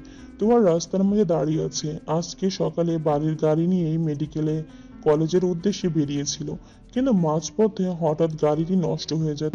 তাই এখন বেশ বীর্ণময় পড়তে হয়েছে তাকে। গাড়ির ড্রাইভারকে জিজ্ঞেস করে, গাড়ির সমস্যা কি ঠিক হলো? না ম্যাডাম, সমস্যাটা অনেকটাই গুরুতর। আমি দেখি আশেপাশে কোনো মেকানিক পাওয়া যায় কিনা। তুহা নিজের হাত ঘড়ির দিকে তাকায়। তার হাতে আর খুব বেশি সময় নেই। আজ একটা গুরুত্বপূর্ণ ক্লাস আছে, যদি সেটা মিস হয়ে যায় তাহলে অনেক লস হবে। তাই তুহা সেই ক্লাসটা মিস করতে চাইছে না। তুহা আর কালক্ষেপণ করতে চায় না। বিদায় ড্রাইভারের উদ্দেশ্যে বলে, তুমি মেকানিক্স ডেকে গাড়িটা ঠিক করার ব্যবস্থা করো। আমি দেখি কোনো সিএনজি বা রিক্সাতে করে যাই। তাছাড়া আর উপায় নেই, আমার ক্লাসের টাইম হয়ে যাচ্ছে। তুহা রাস্তায় এক পাশে এসে দাঁড়ায়। কোনো সিএনজি বা রিক্সার কোনো অপেক্ষা প্রহর গুনতে থাকে। এমন সময় সে রাস্তা দিয়ে যাচ্ছিল ফারহান। তুহাকে এভাবে দাঁড়িয়ে থাকতে দেখে বেশ অবাক হলো সে। গাড়িটা থামিয়ে গাড়ি থেকে নামলো, অতঃপর এগিয়ে এসে তুহাকে বলল, আপনি ইভানার বড় বোন না? এখানে কি করছেন? ফারহানকে দেখে তুহা ভীষণ রেগে গেল। এই লোকটাকে একদম পছন্দ নয়। এই লোকটার জন্য তার বোন ও পরিবারকে কিরকম পরিস্থিতির মধ্যে পড়েছিল সেটা ভাবে রাগ উঠে তার মনে।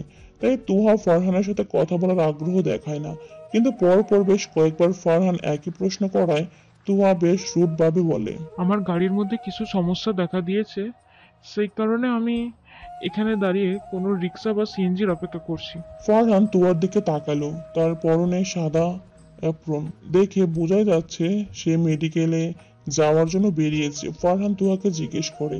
আপনি ডিএমসিতে যাবেন তাই তো? তুয়া বিরক্তির সাথে বলে ওঠে, আপনি কেন জানতে চাইছেন? আমি ওই দিক দিয়েই যাব। আপনার যদি কোনো অসুবিধা না থাকে তাহলে আমি আপনাকে ড্রপ করে দিতে পারি। আমার অসুবিধা আছে, আমি আপনার সাথে যেতে ইচ্ছুক নই। ভেবেচিন্তে কথা বলুন, আজ কিন্তু সিএনজি আর রিক্সার ধর্মঘট চলছে। তুয়া আর কোনো উপায় খুঁজে পেল না। গাড়ি ঠিক হওয়ার কোনো নাম নেই। এদিকে ধর্মঘট চলছে, আবার তাকে সঠিক সময় ডিএমসিতে ক্লাস করতে পৌঁছতে হবে। তাই কোনো উপায় না পেয়ে সে ফারহানকে বলে, আচ্ছা ঠিক আছে, আমাকে ডিএমসিতে ড্রপ করে দিন। ফারহান মৃদু হাসে, এ যেন বিজয়ের হাসি। অতঃপর তুহাকে নিজের গাড়িতে করে ডিএমসিতে ড্রপ করে দেয়। সেখানে পৌঁছানো মাত্রই তুহা দ্রুত বেগে গাড়ি থেকে নেমে ক্লাসের উদ্দেশ্যে দৌড় দেয়। কারণ সময় প্রায় শেষ। ফারহান তুয়ার যাওয়ার দিকে তাকিয়ে অকারণে হেসে ওঠে। ইভানা কলেজের বাইরে দাঁড়িয়ে আছে। তার কলেজ বেশ অনেকক্ষণ আগে ছুটি হয়েছে। ফাহিম তাকে নিতে আসতে চেয়েছিল, কিন্তু এখনো আসেনি। ইভানা বিরক্ত হচ্ছিল খুব। এমন সময় মেঘলা এসে তার পাশে দাঁড়ায়।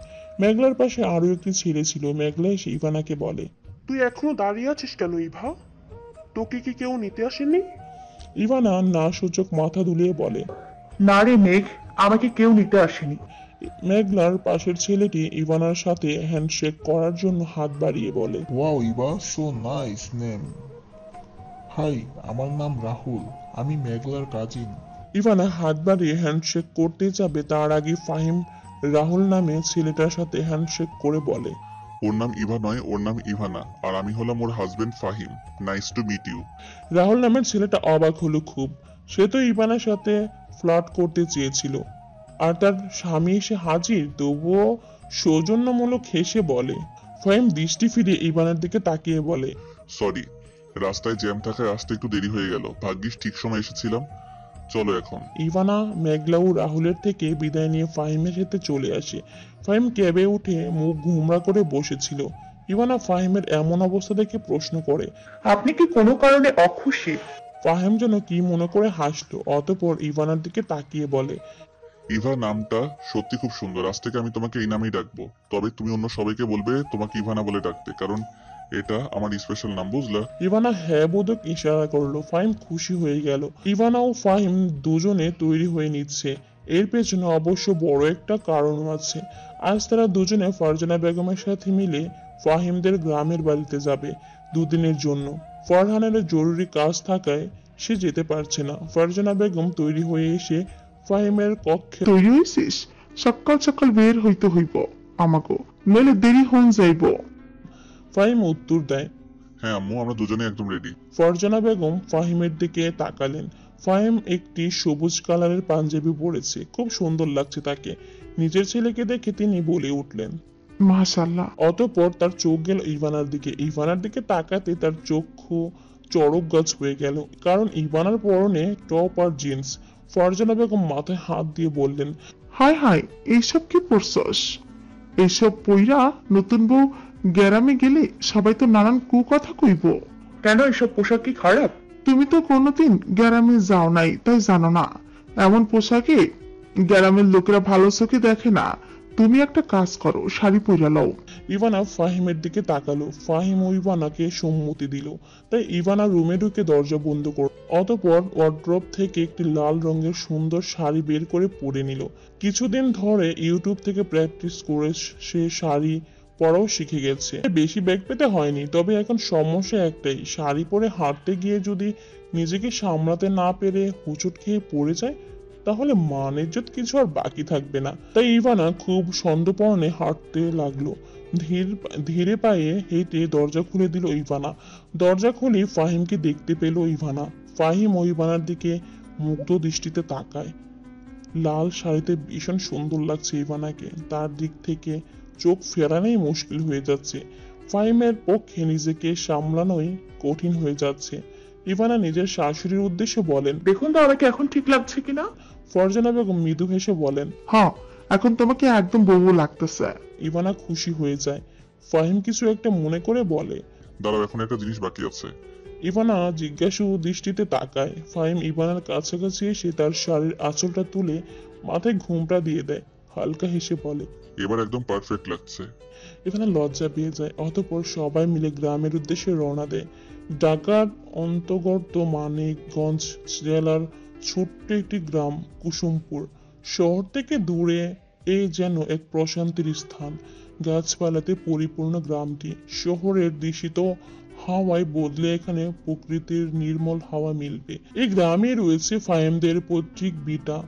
কয়েক ঘন্টার জার্নি শেষ করে ফাহিমরা সবাই কুসুমপুর গ্রামে এসে পৌঁছালো। গাড়ি থেকে নেমে গ্রামের কাঁচা রাস্তা দিয়ে হাঁটতে লাগলো সবাই। ইভানা এই প্রথম গ্রামে এসেছে। এর আগে বন্ধুদের মুখে শুধু গ্রামের প্রশংসা শুনেছে। আজ স্বচক্ষে গ্রাম থেকে তার নিজেরও খুব ভালো লাগছে, কিন্তু তার এই ভালো লাগা হঠাৎ করে মিলিয়ে যায়। গ্রামের রাস্তায় বৃষ্টির পানি জমে কাদো হয়েছিল। ইভানা অসাবধানতায় হাঁটতে গিয়ে এই কাদায় পা পিছলে পড়ে যায়। আশেপাশে কিছু বাচ্চারা খেলা করছিল। ইভানাকে এভাবে পড়ে যেতে দেখে তারা খিলখিলি হেসে ওঠে। ফাহিমও না হেসে পারে না। ফারজানা বেগম বিচলিত হয়ে বলেন, আরে দেখে চলবা তো। ইস, কি অবস্থা হলো। ফাহিম, তুই দাঁড়ায় দাঁড়ায় হাসতেছিস কেন? ওকে টেনে তুই। ফাহিম ইভানাকে তোলার জন্য হাত বাড়িয়ে দেয়। ইভানাও প্রথমে ওঠার জন্য হাতটা ধরে, কিন্তু ফাহিম তাকে পড়ে যেতে দেখে হেসেছিল। এটা মনে পড়তে তার মনে প্রতিশোধের নেশা জেগে ওঠে। তাই ইভানা ফাহিমের হাত ধরে হ্যাচকা টান দেয়, যার ফলে ফাহিমও কাঁধে পড়ে গড়াগড়ি খায়। বাচ্চাগুলো আবারও জোরে শব্দ করে হাসতে থাকে। ফারজানা ইভানার এদের বাচ্চামো কাণ্ড দেখে মুখে আঁচল চেপে হাসেন। ফাহিম নিজেকে সামলে উঠে দাঁড়ায়। ইভানাও ততক্ষণে উঠে দাঁড়িয়েছে। ফাহিম রাগী স্বরে ইভানাকে ধমকে বলে, হোয়াট দ্য হেল, কি ছিল এটা? ইভানা হালকা হেসে বলে, আমাকে পড়ে যেতে দেখে হেসেছিলেন তাই না? এটা ছিল তার মিষ্টি মধুর প্রতিশোধ। ফাহিমের খুব রাগ হয় ইভানার উপর, কিন্তু সে নিজের রাগ সামনে হাঁটতে থাকে। ফারজানা বেগম এগিয়ে এসে ইভানার উদ্দেশ্যে বলেন, তুমিও না দিলে তো আমার ছেলেটাকে রাগি। এখন রাগ কেমনে ভাঙা দেখবো। ইভানা মুচকি এসে বলে, আমি রাগ ভাঙতে যাব না। ওনাকে পারলে আরো সাহায্য করব। আমাকে পড়ে যেতে দেখে হেসেছে। ফারজানা বেগম মাথায় হাত দিয়ে বলেন, তোমাকে নিয়ে আর পারি না। রহিম মিয়া বাড়ির আঙ্গিনায় বসে বসে গাছ লাগাচ্ছেন। তাকে সাহায্য করছে তার স্কুল পড়ুয়া ছেলে রফিক। অন্যদিকে তার স্ত্রী রাবেয়া বানু রান্না করে বসে বসে ভাত তরকারি রাঁধছেন। আচমকাই রাবেয়া বানু রহিম মিয়ার উদ্দেশ্যে বললেন, তোমার ওই চাচাতো ভাইয়ের বউ আর পোলা কখন আইবে? আমি কিন্তু হললকে রান্না করছি। যদি কেউ না আসে আর আমার খাবারগুলা নষ্ট হয়, তাহলে একদম ভালো হবে না। রহিম মিয়া বিরক্ত হন নিজের স্ত্রীর কথায়। এরকম কথাবার্তা বলার জন্য নিজের স্ত্রীকে তার পছন্দ নয়। তিনি কিছু বলতে যাবেন, তার আগে ঘর থেকে ছুটে এলো তার বড় মেয়ে রুবি। রুবি এসে রহিম মিয়ার উদ্দেশ্যে বলল, আব্বা, আমারে কিছু টাকা দাও তো। পাশের গ্রামে বৈশাখী মেলা বইছে। আমার সব বান্ধবীরা যাইতেছে ওইদিকে, আমিও যাবো। রহিম মিয়া বললেন, আমার কাছে টাকা থাকে কখন? সব টাকা তো তো আমার আসলে বলে থাকে। যা, তো আমার থাকে এনে। রাবেয়া বানু মুখ বাঁকিয়ে বললেন, এমন ভাব করতেছেন যেন আমি টাকার গাছ লইয়া বইসা আছি। আর এই মাইয়া, তোরা তো মেলার ঘোড়া সাদ হইছে কেন বলতো? যা ঘরে যা, পইতে বই। সামনে না তোর মেট্রিক পরীক্ষা? আগের বার তো ফেল মারছস, এইবার যদি পাস করতে না পারস, তাইলে ঘাট ধইয়া তোর বিয়ে দিয়া দিমু। রুবি নিজের মায়ের কথা শুনে ভেংচি কাটে। এমন সময় বাড়ির সদর দরজায় দাঁড়িয়ে ফারজানা বেগম বলে ওঠেন, রহিম, আসো বাড়িতে। ফারজানা বেগমের গলা শুনে রহিম মিয়া ভীষণ খুশি হন। রহিম মিয়া খুব ছোট থাকাতে তার বাবা মা মারা যান। তারপর থেকে তার বড় চাচাই তাকে মানুষ করেন। তার বড় চাচার ছিল এক ছেলে দুই মেয়ে। ফারহানের বাবাই ছিল রহিম মিয়ার বড় চাচার ছেলে, তাই তিনি খুব শ্রদ্ধা করতেন তাকে। ফারজানা বেগমকে অনেক সম্মান করেন তিনি। এই গ্রামে এখন তাদের এক মাত্র আত্মীয়ই তিনি। রহিম মিয়া বসা থেকে উঠে সদর দরজার কাছে আছেন। ফারজানা বেগমকে দেখে খুশি হয়ে বলেন, ভাবি, আপনারা আইয়া পড়ছেন? কি সৌভাগ্য আমার, আপনারা এই গরিবের ভিটে পা রাখলেন। এইগুলো আবার কেমন কথা? আমরা তো তোমার আপনজন। আমরা আইব না তো কারা আইব? তাও ঠিক, তাও ঠিক। আইন আইন, ভিতরে আইন। ফারজানা বেগম রহিম ও ইভানার সাথে পরিচয় করিয়ে দিয়ে বলে, এদের চিনতে পারছো তো? এ হইল আমার ছোটপোলা ফাহিম, আর ও হইল ওর বউ ইভানা। রহিম মিয়া বিস্ময়ের সাথে বললেন, সে কোন ছোটবেলায় তোমার দেখছিলাম, তা তোমাকেও এই অবস্থা কেন? কাতে গা ভর্তি? ফারজানা বেগম বললেন, সে আর বইল না, অনেক কাহিনী, আস্তে আস্তে সব কমুনে। আচ্ছা, রুবিমা এনাতে কল পরে নিয়ে যেত।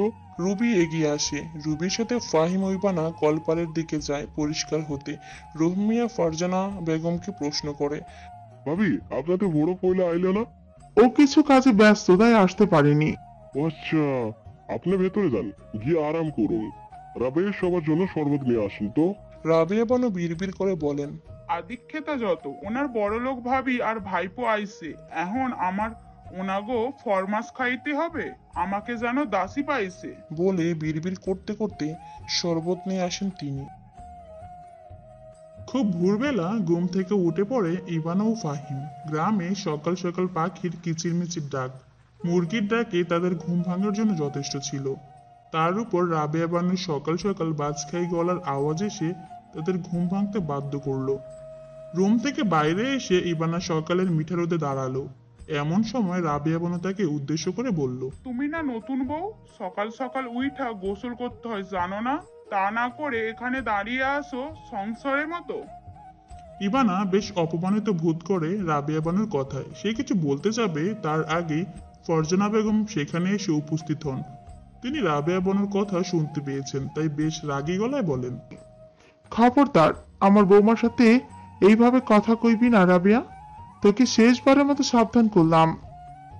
রাবেয়া বানু কিছু বলতে গিয়েও বললেন না, কারণ তার স্বামী খুব সম্মান করে ফারজানা বেগমকে।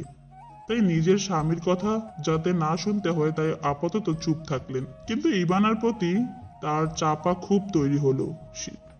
যে করে হোক এই মেয়ের উপর প্রতিশোধ তিনি নেবেনই। ইভানা কিছু ভাবলো না, আর তার গ্রামে এসে কারোর সাথে ঝগড়া করার মুড অন্তত নেই, তাই চুপচাপ রইল। কিছুক্ষণ পর গোসল করতেও চলে গেল। ফাহিম উঠে এসে রহিম মিয়ার সাথে বাজারে চলে গেল। একটু পর রুবি ও রফিক দুই ভাই গোসল করতে পুকুরের দিকে যাচ্ছে। ইভানাকে কলপারে দাঁড়িয়ে থাকতে দেখে ইভানা এগিয়ে গিয়ে বলে, ওখানে তুমি কি করতেছো ভাবি? গোসল করতে এসেছিলাম, কিন্তু আমি তো নলকূপ কিভাবে ব্যবহার করতে হয় তা জানি না। আমাদের বাসায় তো আমি শাওয়ার। বলছে, হবে নাই বা কেন, আজ তুহা ও রাফিদের এঙ্গেজমেন্ট বলে কথা, তাই এত সুন্দর করে সাজানো হয়েছে চারপাশ। অনেক অতিথি ও ইতিমধ্যে এসে উপস্থিত হয়েছে। সব মিলিয়ে জমজমাট পরিবেশ। ইভানা তুহার রুমে বসে আছে। তুহাকে সাজানোর জন্য পার্লার থেকে লোক এসেছে। তারা খুব নিপুণতার সাথে সাজিয়ে দিচ্ছে তুহাকে। সাজগোজ শেষ হলে ইভানা তুহার দিকে তাকিয়ে অবাক হয়ে যান। তুহার সৌন্দর্য যেন আজ বহু গুণে বেড়ে গেছে। ইভানাকে নিজের দিকে হাঁ করে তাকিয়ে থাকতে দেখে তুহা বলল, এভাবে কি দেখছিস বলতো? তুই নিজেও জানিস না আপাই আজ তোকে কতটা সুন্দর লাগছে। আমি তো শুধু রাফিদ ভাইয়ের কথা ভাবছি, উনি বোধহয় তোকে দেখে পাগলই হয়ে যাবেন। তুই সবসময় আমাকে এভাবে বলিস কেন বলতো? আমার কিন্তু এসব একদম ভালো লাগে না। বিশ্বাস হচ্ছে না তো? তাহলে এই নাও, আয়নায় দেখো নিজেকে। ইভানা তুহাকে নিয়ে আয়নার সম্মুখে হলো। তুহা নিজেকে দেখে অনেক অবাক হয়ে গেল। সত্যি ভীষণ সুন্দরই লাগছে তাকে, এটা তার শত্রু অস্বীকার করবে না। তুহা নিজেই নিজের প্রতি মুগ্ধ হলো। এসবের মধ্যে ইশরাত খাতুন তাদের রুমে চলে এলো। রুমে এসে তাড়া দিয়ে বলল, তুহা, তুই তৈরি তো? রাফিদরা সবাই এসে গেছে, তাড়াতাড়ি নিচে চল, এনগেজমেন্ট সময় তো হয়ে এলো। ইভানা উত্তর দিল, বলল, হ্যাঁ আম্মু, আপাই একদম তৈরি হয়ে গেছে। তুমি নিচে যাও, আমি এক্ষুনি আপাইকে নিয়ে আসছি। ইশরাত খাতুন নিশ্চিন্ত হয়ে চলে গেলেন। তার যাওয়ার পরে ইভানার ফোনে ফাহিমের কল এলো। ইভানা ফোনটা রিসিভ করে জিজ্ঞেস করলো, কত দূর আপনারা? এই তো প্রায় পৌঁছেই গেছি। এঙ্গেজমেন্ট কি হয়ে গেছে? আসলে অনেকক্ষণ জ্যামে আটকে ছিলাম তো, তাই লেট হয়ে গেল।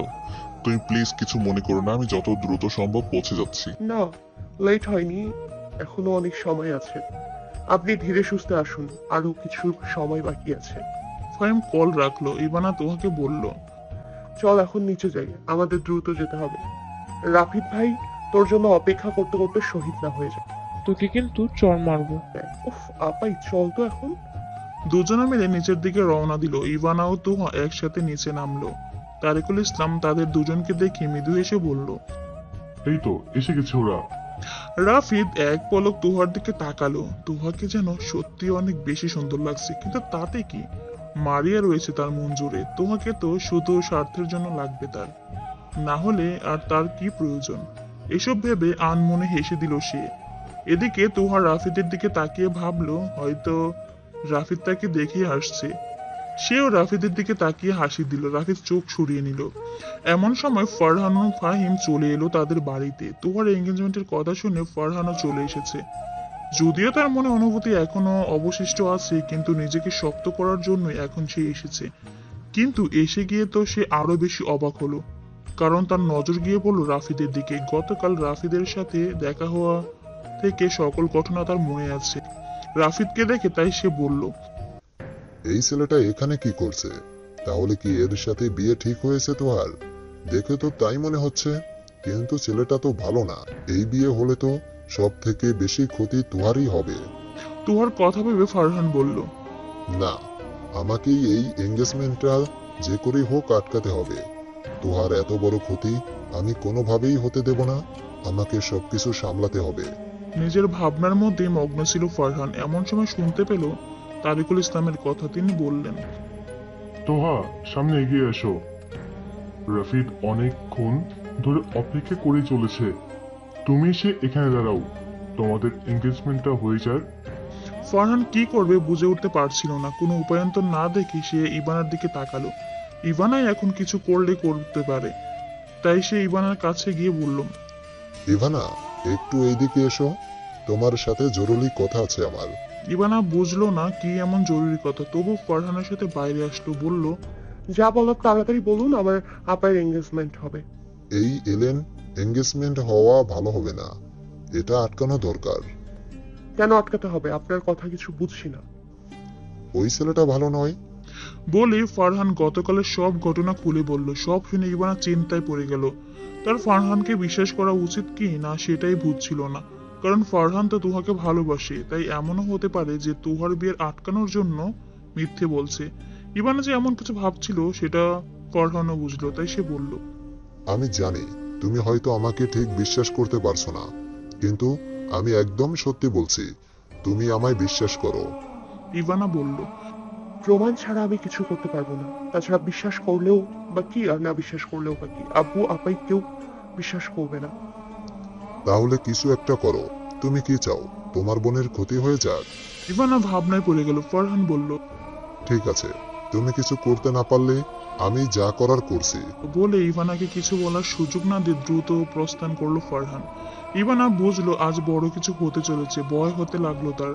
রাফিদ তুহার হাতে আংটি পরাতে যাবে, এমন সময় ফারহান দ্রুত বেগে চলে এলো। এসে রাফিদের হাত ধরে ফেললো। ঘটনার আকস্মিকতায় সবাই চমকে উঠল। কোনো কিছু বুঝে ওঠার আগেই ফারহান সজোরে থাপ্পড় বসিয়ে দিল রাফিদের গালে। নাক বরাবর কয়েকটা ঘুষি দিয়ে বলল, শয়তান ছেলে, তুই এভাবে একটা মেয়ের জীবন ধ্বংস করতে পারিস না। সবাই থম মেরে তাকিয়ে রইল। তুহা চেঁচিয়ে বলল, এসব হচ্ছেটা কি? আপনি আমার উদ্ভিদকে মারলেন কেন? ফারহান সবার সামনে সব সত্য কথা খুলে বলল। সব শুনে তুহা বলল, আপনি আর কত মিথ্যে বলবেন? আমি জানি এই সব আপনার সাজানো নাটক। আমি আপনাকে ফিরিয়ে দিয়েছিলাম জন্য এখন আপনি এভাবে রিভেঞ্জ নিতে চাইছেন। আমি আপনাকে একদম বিশ্বাস করি না। আপনি বিশ্বাস করুন তোহা, আমি কাল নিজ চোখে এয়ারপোর্টে সব দেখেছি। বিশ্বাস করে আপনাকে কখনোই না। তারিকুল ইসলাম, হাশিম আলী, রাফিদের বাবা সহ উপস্থিত আরো অনেকে রেগে গেল ফারহানের উপর। হাশিম আলী বললেন, আমার এক নাতনির সাথে অন্যায় করে তোমার শান্তি হয়নি, এখন আবার আরেক নাতনির জীবন নষ্ট করতে উঠে পড়ে লেগেছ? এক্ষুনি বেরিয়ে যাও এখান থেকে। তারিকুল ইসলামও বললেন, তুমি আমার মেয়ের ভাসুর হও, তাই আমি কোনো অশান্তি চাইছি না, কিন্তু তুমি এমন করলে আমি পুলিশ ডাকতে বাধ্য হব। ফাহিম ফারহানের কাছে এসে বলল, ভাইয়া চল, এখান থেকে অশান্তি করিস না। এমন সময় ইভানা সেখানে উপস্থিত হয়ে বলল, তোমরা সবাই ওনাকে ভুল বুঝছো কেন? এমনও তো হতে পারে উনি সত্য বলছেন। তুহার রাগী সুরে বলল, আমি চিনি উনাকে, উনি সব মিথ্যা বলছেন। তুই সাফাই গাছ না। বলে তুহা রাফিদের সামনে হাত বাড়িয়ে বলে, আপনি এক্ষুনি আমার হাতে আংটি পরান, আমি আপনাকে বিশ্বাস করি এই এঙ্গেজমেন্ট হবে। রাফিদ খুশি হয়ে আংটি পরাতে গেল তুহার হাতে। রাফিদ তুহার দিকে তাকিয়ে মুচকি হাসে। মেয়েটা বড্ড বোকা মনে হচ্ছে তাকে বিশ্বাস করে যে তুহার ঠকতে চলেছে সেটাও বুঝতেই পারছে না। রাফিদ এমন ভাবনার মাঝে তারিকুল ইসলাম তাড়া দিয়ে বলেন, দ্রুত এঙ্গেজমেন্টটা সেরে নাও, আবার নতুন কোনো ঝামেলা না এসে পড়ে। রাফিদ তোর হাতে আংটি পরাতে যাবে এমন সময় হঠাৎ করে একটি নারী কণ্ঠস্বর ভেসে আসে, stop this Rafid, you can't do this. Rafid আচমকা চেনা কণ্ঠস্বরটি শুনে চমকে গেল। অসাবধানতা বশত তার হাত হতে এঙ্গেজমেন্ট রিংটি পড়ে গেল। তুহাও বিস্মিত হয়ে তাকালো। এক বিদেশি রমণের আগমন ঘটেছে বাড়িতে। ইভানা ও ফারহান পাশাপাশি দাঁড়িয়েছিল। ফারহান ইভানাকে বলে, এই মেয়েটার সাথেই কাল আমি রাফিদকে দেখেছিলাম। ইভানা হতবাক হয়ে যায়। এদিকে মারিয়া সরাসরি রাফিদের কাছে আসে, তার শার্টের কলার ধরে ইংরেজিতে বলে, তুমি এটা কিভাবে করতে পারলে রাফিদ? তুমি না কাল আমাকে বলেছিলে এই বিয়েটা ভেঙে দেবে, তাহলে আজ এইসব কি? Maria, try to understand. Maria রক্তচক্ষু নিক্ষেপ করেছে রাফিদের দিকে। তুহা রাফিদকে প্রশ্ন করলো। এই মেয়েটা কে রাফিদ? রাফিদ কোনো উত্তর দেয় না। রাফিদকে চুপ থাকতে দেখে তুহা উত্তেজিত হয়ে যায়, জোরে চিৎকার করে বলে, কি হলো, চুপ করে আছিস কেন? উত্তর দিন বলছি। তুহা বিস্ফোরিত নয়নে তাকায়। মারিয়া একে একে সবকিছু বলে, এটাও জানায় যে তারা একসাথে লিভিনে আছে। সব শুনে তুহার মাথা ঘুরে যায়। তারিকুল ইসলাম রাফিদের কাছে আসে, জানতে চায়, ওই মেয়েটা যা বলছে তা কি সত্যি? রাফিদ মারিয়াকে হাতছাড়া করতে চায় না, কারণ সে মারিয়াকে পছন্দ করে। তার উপর মারিয়া অনেক ধনীও, তাই স্বীকার করে নেয় সবকিছু। হ্যাঁ, ও যা বলছে সবকিছু ঠিক। তুহা এভাবে ঠকে যাবে ভাবতে পারেনি। তার চোখে জল চলে আসে। দৌড়ে নিজের রুমে চলে যায় সে। তারিকুল ইসলাম হাসিম আলী সবাই মিলে রাফিদ ও তার পরিবারকে অনেক অপমান করে। অতঃপর মারিয়া রাফিদ ও তার পুরো পরিবারকে বাড়ি থেকে চলে যেতে বলেন। তারা সবাই চলেও যায়। এত কিছুর পর তারিকুল ইসলাম ফারহানের সামনে এসে বলে, আমি তোমার কাছে ক্ষমা চাচ্ছি বাবা। এর আগেও আমি তোমাকে জেলে পাঠিয়েছিলাম বিনা অপরাধে, আর আজ এভাবে এত কিছু বলে ফেললাম। অথচ তুমি আমাদের মেয়ের ভালোই চাইছিলেন। কোনো ব্যাপার না আঙ্কেল, আমি কিছু মনে করিনি। আপনারা তোহাকে সামলাবেন, ওর মানসিক অবস্থা বেশি ভালো না। বলে ফারহান তুহাদের বাড়ি থেকে বেরিয়ে এলো। ফারহান বের হওয়ার পর ফাহিম ইবানাকে বলল, এখানে পরিস্থিতি ঠিক না হওয়া পর্যন্ত তুমি থাকো, তোমার আপুর এখন তোমাকে প্রয়োজন। বলে ফাহিমও চলে এলো। আজ সকাল থেকেই আবহাওয়া বেশ সুন্দর। এক মৃদুমন্দ হাওয়া বইছে, নাতিশীতোষ্ণ পরিবেশ। ফারহান গাড়ি চালিয়ে ঝর্ণাদের বাড়ির উদ্দেশ্যে রওনা দিয়েছে। আর ঝর্ণার বিয়ে, যদিও পারিবারিকভাবে তাদেরকে দাওয়াত দেয়নি, তবুও ঝর্ণা একান্তভাবে ফারহানকে দাওয়াত দিয়েছে। তাই আজ ফারহান ঝর্ণাদের বাড়িতে যাচ্ছে। ঝর্ণার কাছে ক্ষমা চাওয়াও তো এখনো বাকি তার। ঝর্ণাদের বাড়ির সামনে এসে গাড়ি থামালো ফারহান। বিয়ে বাড়ির পরিবেশ বেশ জাঁকজমক। ফারহান শুনেছে ঝর্ণার শ্বশুর বাড়ি নাকি বিশাল বড়লোক। তার হবু শ্বশুর রাজনীতি করেন এবং একজন সংসদ সদস্য, আর হবু বোর পারিবারিক ব্যবসা সামলায়। সব মিলিয়ে বোঝা যাচ্ছে এই পরিবারে ঝর্ণা রাজরানী হয়ে থাকবে। ফারহান দুনমনো করছিল ভেতরে যাবে কিনা ভেবে। সে বাড়ির গেটের কাছে দাঁড়িয়েছিল। হঠাৎ করে ঝর্ণার বাবার নজরে আসে সে। তিনি ফারহানের কাছে এসে বলেন, তুমি এখানে? ফারহান মাথা নিচু করে বলে, ঝর্ণা দাওয়াত দিয়েছিল। ও হ্যাঁ, ভিতরে এসো, ঝর্ণা তোমার কথা বলেছিল। ফারহান ভেতরে গেল। ঝর্ণার মা ফারহানকে দেখে বেশ রেগে গেলেন। কথা শোনাতেও ভুললেন না। ফারহানকে শুনিয়ে শুনিয়ে বললেন, সামান্য ম্যাজিস্ট্রেট হয়ে তো মাটিতে পা পড়ে না। আমার মেয়েকে ফিরিয়ে দিয়েছিল, এখন আমার মেয়ে রাজরানী হবে। এছাড়াও আরো নানান বাজে কথা। ফারহান সব হজম করে নেয়, এতটুকু সে ডিজার্ভ করে। অতঃপর সে ঝর্ণার সাথে দেখা করতে যায়। ঝর্ণা বসে আছে। একটু পরেই হয়তো পাত্রপক্ষ চলে আসবে। ফারহানকে আসতে দেখে ঝর্ণা উচ্ছ্বসিত হয়ে বলে, ফারহান ভাইয়া এসো, তোমার অপেক্ষাতেই ছিলাম। ফারহান ঝর্ণার জন্য আনা গিফট তার হাতে দিয়ে বলে, এটা তোর জন্য। আশা করি তোর ভবিষ্যৎ জীবন সুখের হবে। সবই আল্লাহর ইচ্ছা। যাই হোক, তুমি আসায় আমি সত্যি খুব খুশি হয়েছি। এসেছো যখন খেয়ে নাও, কেমন? ফারহান নিজের অনুশোচনা কমানোর জন্য ঝর্ণার সম্মুখে করজোড়ে ক্ষমা চায়, বলে, তোকে সেদিন আমি অনেক খারাপ কথা বলে ফেলেছিলাম, তার জন্য আমি অন্তরের অন্তরস্থল থেকে ক্ষমা চাচ্ছি। পারলে আমায় ক্ষমা করে দিস। ছি ছি ভাইয়া, এভাবে ক্ষমা চেয়ে আমায় লজ্জা দিও না। আমার মনে তোমার জন্য কোনো ক্ষোভ নেই। তুমি সেদিন আমাকে ফিরিয়ে দিয়েছিলে জন্যই তো আজ আমি এত ভালো একজন জীবনসঙ্গী পাচ্ছি। আল্লাহর কাছে দোয়া করি তুমিও উত্তম জীবনসঙ্গী পাও। ফারহানের বুক থেকে পাথর নেমে যায়। সে ঝর্ণাকে বিদায় জানিয়ে চলে আসে জরুরি কাজের কথা বলে। ফারহান যাওয়ার পর ঝর্ণার চোখ থেকে দুফোঁটা অশ্রু বের হয়। তার কারো দৃষ্টি গোচর হওয়ার আগে সাবধানে মুছে নেয় সে। মনে করে তাহাজ্জুদের নামাজের সময় সে চেয়েছিল একজন উত্তম জীবনসঙ্গীকে, আজ তা পেতে যাচ্ছে, এমনটা ভেবে সে স্বগতোক্তি করে। আমি যা চেয়েছিলাম আল্লাহর কাছে আল্লাহ তার থেকেও বেশি দিয়েছেন আমায়। আমি খুব খুশি। জানি প্রথম অনুভূতি হয়তো এত সহজে ভুলতে পারবো না, তাও আমি নিজের মধ্যে যত সাধ্য চেষ্টা করব মানিয়ে নেবার। ফারহান আজ বেশ ফুরফুরে মেজাজে রয়েছে। তার মন থেকে অনেক বড় ভার সরে গেছে। এখন ফারহান চায় জীবন সামনের দিকে এগিয়ে নিতে। তুহা মন খারাপ করে ঘরে বসে আছে, সকাল থেকে কিছু খাইওনি। ইভানা খাবার নিয়ে তার রুমে প্রবেশ করলো, অতঃপর বলল, আর কতক্ষণ এভাবে থাকবি আপাই? এবার তো কিছু খেয়ে নে। তুই খাবারটা রাখ এখানে, আমি খেয়ে নেব। নে হা কর, আমি তোকে খাইয়ে দিচ্ছি। তুহা হা করে। ইভানা নিজের বোনকে খাইয়ে দেয়, সাথে এও বলে, ওই শয়তান রাফিদের কথা ভেবে আর কষ্ট পাস না আপাই, তুই ভালো কিছু ভাব। মানে? ফারহান ভাইকে তুই আর এর আগে কিভাবে কষ্ট দিয়েছিলি মনে আছে? এরপরেও কিন্তু উনি তোর ভালো চেয়েছেন।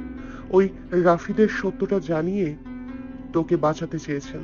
তুই আজ ওনাকে এত অপমান করলি, তবুও উনি যাওয়ার সময় আব্বুকে তোর খেয়াল রাখতে বলেছেন। এসব তুই আমায় বলছিস কেন?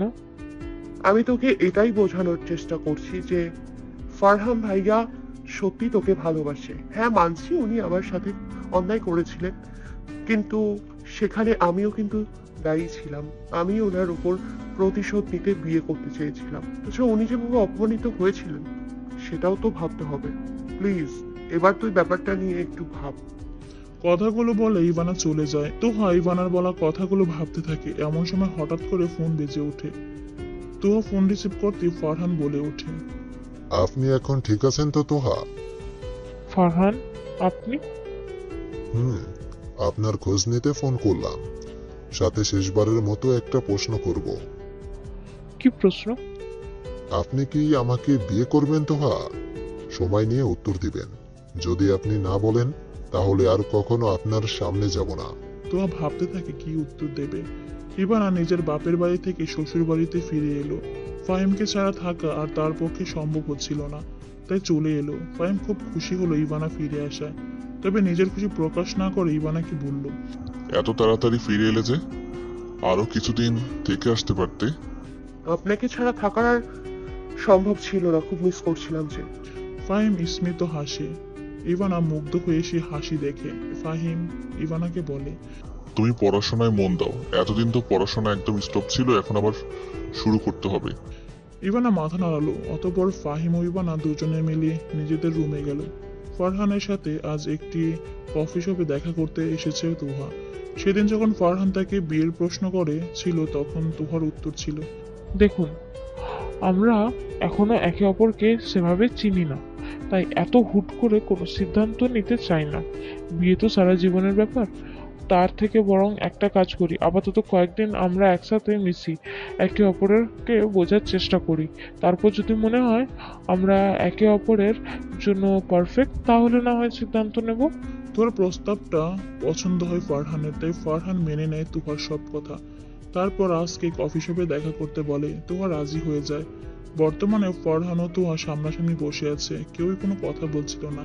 ফারহান নীরবতা ভঙ্গ করে বলে, কেমন আছো? দেখতেই পাচ্ছেন। এরপর কি বলবে কিছু বুঝতে পারে না। ফারহান খাবার অর্ডার দেয়, দুজনে মিলে খেয়ে নেয়। অতঃপর তুহা বলে, তাহলে এখন আমি চলি। ফারহান আটকালো তুহাকে, বলল, কাল আবার দেখা করি। কালকেরটা কাল দেখা যাবে। ফারহানের মন খারাপ হয়ে গেল। তুহাকে পাওয়ার ইচ্ছে যেন ঘৃণ হয়ে আসছিল তার জন্য। এর মধ্যে আশার আলো জ্বালিয়ে তুহা বলে ওঠে, আমরা আবার ঠিকই দেখা করব। 1 মাস একে অপরকে সময় দেওয়া উচিত আমাদের। তারপর না হয় দেখা যাবে আমাদের ভবিষ্যতে কি হয়। ফারহান মাথা দুলালো। সময়ের স্রোত বয়ে এসেছে কিছু দূর। 2 মাস যেন দেখতে দেখতে চলে গেছে সবার জীবন থেকে। ইভানা এখন আগের থেকে পড়াশোনায় মনোযোগী হয়েছে। ভালো ভালো রেজাল্ট নিয়ে সে অনেক বেশি আশাবাদী। ফাহিম ও ইভানার এই উন্নতি দেখে খুশি হয়েছে। এদিকে ফারহান ও তুহার জীবনে বসন্ত এসে গেছে। 1 মাসে তারা একে অপরের জন্য যে পারফেক্ট সেটা বুঝে গেছে। তুহা এখন ফারহানের প্রেমে একদম হাবুডুবু খাচ্ছে। ফারহান তো আগে থেকে তুহাকে পছন্দ করে। দুজনে তাদের পছন্দের কথা পরিবারে জানিয়েও ছিল। প্রথম দিকে ইভানার পরিবার একটু আপত্তি করেছিল, যার প্রধান কারণ ইভানের সাথে ফারহান যা করেছিল সেটা। এছাড়া 2 বোনকে এক বাড়িতে বিয়ে দেওয়া নিয়ে ও তাদের আপত্তি ছিল, কিন্তু তুহা ও ইভানা মিলে সবাইকে বুঝিয়েছে, যার ফলে এখন কারো কোনো আপত্তি নেই বিয়েতে। বিয়ের দিন তারিখও ঠিক হয়ে গেছে। আজকে তাদের গায়ে হলুদ, আগামীকাল বিয়ে। তুহার বিয়ের কিছুদিন আগে ইভানা চলে এসেছে তার বাপের বাড়িতে। নিজের বোনের বিয়ের সব ইভেন্ট সুন্দরভাবে উপভোগ করতে চায় সে। গায়ে হলুদ উপলক্ষে হলুদে রাঙা একটি শাড়ি পরেছে তুহা। ইভানা তুহার একটি পিক তুলে নিল, অতঃপর সেই পিক পাঠিয়ে দিল ফারহানের ফোনে। তুহার ছবি দেখে ফারহানের চোখ জুড়িয়ে গেল। কত সুন্দর লাগছে তার প্রেয়সীকে। ফারহান মুগ্ধ না হয়ে পারল না। আজকে ফারহান ও তুহার বিয়ে। বেজে চলেছে বিয়ের সানাই। তুহা ও ফারহানকে মুখোমুখি বসানো হয়েছে। কাজী ইতিমধ্যে বিয়ে পড়ানো শুরু করে দিয়েছে। কবুল বলতে বললে তুহা একটু সময় নিয়ে কবুল বলে নিল, আর ফারহান তো বিন্দুমাত্র সময় নষ্ট না করে কবুল বলল। এভাবে সম্পাদন হয়ে গেল বিয়ে। বিয়ের পর এলো বিদায়ের পালা। তুহা খুব বেশি কাঁদল না, শুধু 2 ফোঁটা অশ্রু বিসর্জন দিল, যা দেখে ইভানা মজা করে বলল, তুই মেকআপ নষ্ট হওয়ার ভয়ে কাঁদছিস না, তাই না পাই? তুহাও কম কিসে, সেও বলল, আমি তোর মতো ছিচকাঁদুনে নয় যে কেঁদে জলের বন্যা বানিয়ে দিব। এভাবে 2 বোনের মজায় মজায় সময়গুলো চলে গেল। এখন 2 বোন যা হয়ে একই বাড়িতে থাকবে 1.5 বছর পর। ইভানা দাঁত দিয়ে হাত কামড়ে বসে আছে। উত্তেজনার পারদ জমেছে তার মনে, যা ভীষণ স্বাভাবিক ছিল। আজ তার এইচএসসি পরীক্ষার রেজাল্ট আসবে। দীর্ঘ 2 বছর মন দিয়ে পড়েছে সে, অতঃপর পরীক্ষা দিয়েছে। পরীক্ষা যে খারাপ হয়েছে সেটা নয়, অনেক ভালো পরীক্ষা দিয়েছে সে। রেজাল্টও ভালো আসার কথা। তবুও ইভানের মন থেকে চিন্তাটা দূর হচ্ছে না। ইভানাকে অযথা চিন্তা করতে দেখে তার পাশে বসে থাকা তুহা বলল, এত চিন্তা করিস না বোন, দেখিস ভালো রেজাল্ট অনেক ভালো হবে আসবে। ফারজানা বেগমও বলে, হ্যাঁ, চিন্তা করিও না, আল্লাহর উপর ভরসা রাখো, ভালো কিছু হইব ইনশাআল্লাহ। ইভানাও নিজেকে বোঝানোর চেষ্টা করে তার রেজাল্ট ভালো আসবে, কিন্তু চিন্তা দূর হলে তো। এর মধ্যে ফাহিম থমথমে মুখে ড্রয়িং রুমে চলে আসে। ইভানা ফাহিমের এমন মুখ দেখে কেঁদিয়ে দেয়, বলে, আপনি তো আমার রেজাল্ট দেখতে গিয়েছিলেন, রেজাল্ট কি ভালো হয়নি? ফাহিম চুপ থাকে। ইভানার কান্নার গতি বাড়তে থাকে। তুহা ও ফারজানা বেগম সবাই তাকে সান্ত্বনা দিতে থাকে। তুহা বলে, কোনো ব্যাপার না বোন, আমি জানি তুই চেষ্টা করেছিলি। রেজাল্ট ভালো হয়নি তো কি হয়েছে, তোর পড়াশোনা থেমে থাকবে না। ফারজানা বেগমও বলেন, তুমি এখন এই বাড়ির বউ, পড়াশোনা যে সব তা তো নয়, মন দিয়া সংসার করো। সবার এমন অভিব্যক্তি দেখে ফাহিম হেসে ফেলে। সবার নজর তার দিকেই যায়। ফাহিম হাসি মুখে ইভানার কাছে এগিয়ে এসে তার চোখের জল মুছিয়ে দিয়ে বলে, কষ্ট পেও না ইভানা, তোমার রেজাল্ট খারাপ আসেনি, তুমি গোল্ডেন এ প্লাস পেয়েছো। ইভানা খুশিতে উৎফুল্ল হয়ে উঠে বসা থেকে লাফিয়ে উঠে বলে, ইয়েস, আমি সফল হয়েছি। সবাইকে দেখিয়ে দিতে পেরেছি যে আমিও পারি। যারা বলেছিল আমার দ্বারা কিচ্ছু হবে না, ভালো রেজাল্ট করে তাদের থেকে মিষ্টি মধুর প্রতিশোধ আমি নিতে পেরেছি। আজকে আমি সফল।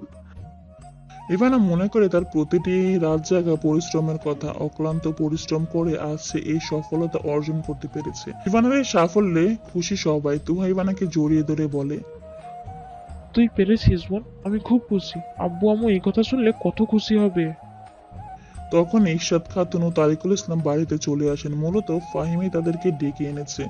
তাদেরকে দেখে ইভানা ছুটে যায়, নিজের বাবাকে জড়িয়ে ধরে বলে, আমি পেরেছি আব্বু, তোমার ইভানা গোল্ডেন এ প্লাস পেয়েছে। আমি জানি মা, মাহিম বলেছে, আমি খুব খুশি। আমি জানতাম তুমি পারবে। আজ আপু বেঁচে থাকলে কত আনন্দ পেতেন। নিজের দাদার কথা মনে করে কষ্ট পাই ইভানা। 6 মাস আগে তিনি ইন্তিকাল করেছেন। আজ বেঁচে থাকলে তিনি সব থেকে বেশি খুশি হতেন। এটা বলার অপেক্ষা রাখে না। ইশরাত খাতুনও মেয়েকে বুকে টেনে নেন। ফারজানা বেগম তো পারেন না, আনন্দে নাচতে শুরু করেন। তিনি ফাহিমকে বলেন, যা গিয়া মিষ্টি নিয়ে আয়, আমার বৌমা এত ভালো রেজাল্ট করেছে সেটা গোটা এলাকায় জানামো, হকগুলেরই মিষ্টি খাওয়ামো। বিয়াই বিয়ান, আপনারাও বসেন। এর মধ্যে ফারহানও নিজের ঘর থেকে বাইরে আসে। ইভানার রেজাল্ট সেও শুনেছে। ইভানাকে অভিনন্দন জানিয়ে বলে, তোমার রেজাল্ট শুনলাম, খুব খুশি হয়েছি। ইভানা প্রত্যুত্তরে স্মিত হাসি দেয়, জয়ের হাসি। কিছু মানুষের থেকে এভাবে প্রতিশোধ নেওয়া যায়। যে লোকটা এক সময় ম্যাট্রিক ফেল বলে অপমান করেছিল, আজ তিনি ইন্টারে ভালো রেজাল্টের জন্য শুভেচ্ছা জানাচ্ছে। এত সব কিছুর মাঝে ফাহিম বলে, ইভানা, এখানে কিন্তু সব শেষ নয়, বরং এখান থেকে তোমার লড়াই শুরু। তুমি তো জানো আমাদের দেশের শিক্ষা ব্যবস্থা কেমন। এত ভালো রেজাল্টের পরেও এসএসসি রেজাল্টের কারণে তুমি ভালো কোনো বিশ্ববিদ্যালয়ে চান্স পাবে না। তাই আমি ঠিক করেছি তোমায় নিয়ে লন্ডনে যাব। আমি স্কলারশিপ পেয়েছি, তুমিও না হয় লন্ডনের কোনো স্বনামধন্য বিশ্ববিদ্যালয়ে পড়াশোনা করবে। এইভাবেই সাফল্যের চূড়ায় পৌঁছে যাবে। মিষ্টি মধুর প্রতিশোধ নেওয়া যে এখনো বাকি। ইভানা স্মিত হাসে। সত্যি এখন তার এইখানে গোসল করবার দরকার নাই, আমাদের সাথে পুকুরে চলো, সবাই সাঁতার কাটতে গোসল করবো। ইভানা ছোট থাকতে সুইমিং পুলে সাঁতার কাটতে শিখেছিল, তাই সে আর আপত্তি করে না। ভাবে সবার সাথে পুকুরে গিয়ে গোসল করলে ভালোই হবে। আগে কখনো সে পুকুরে গোসল করেনি, তাই ভীষণ আগ্রহ হচ্ছিল তার। সে আর বেশি কিছু না ভেবে রুবি ও রফিকের সাথে পুকুরের দিকে রওনা দেয়। পুকুরে যাওয়ার পথে রুবির দিকে ভালোভাবে খেয়াল করে ইভানা। মেয়েটাকে দেখে ভীষণ মিশুকি মনে হয়, অন্তত নিজের মায়ের মতো নয় সে। শ্যামলা ঘরনের রুবি বেশ চঞ্চল, সেটা বুঝতে বেগ পেতে হলো না ইভানার। রুবির কাছে কিছু সময় কথা বলেই বুঝতে পারলো তার স্বভাব সম্পর্কে। তবে রফিককে ভীষণ ইন্ট্রোভার্ট মনে হলো ইভানার কাছে, কারণ সে কারোর সাথে তেমন কথা বলছিল না, চুপচাপ নিজের মতো থাকছিল। রুবি একটি পেয়ারা গাছ থেকে নিজের সালোয়ারের কোমরে উড়না পেঁচিয়ে সেখানে উঠে পড়ে। ইভানা অবাক হয়ে রুবির দিকে তাকিয়ে থাকে। গ্রামের মেয়েরা যে গাছেও চড়তে পারে সে সম্পর্কে ধারণা ছিল না ইভানার। রুবি গাছ থেকে মিষ্টি পেয়ারা এনে ইভানার হাতে দিয়ে বলে, খাইয়া দেখো, ভালো লাগবে।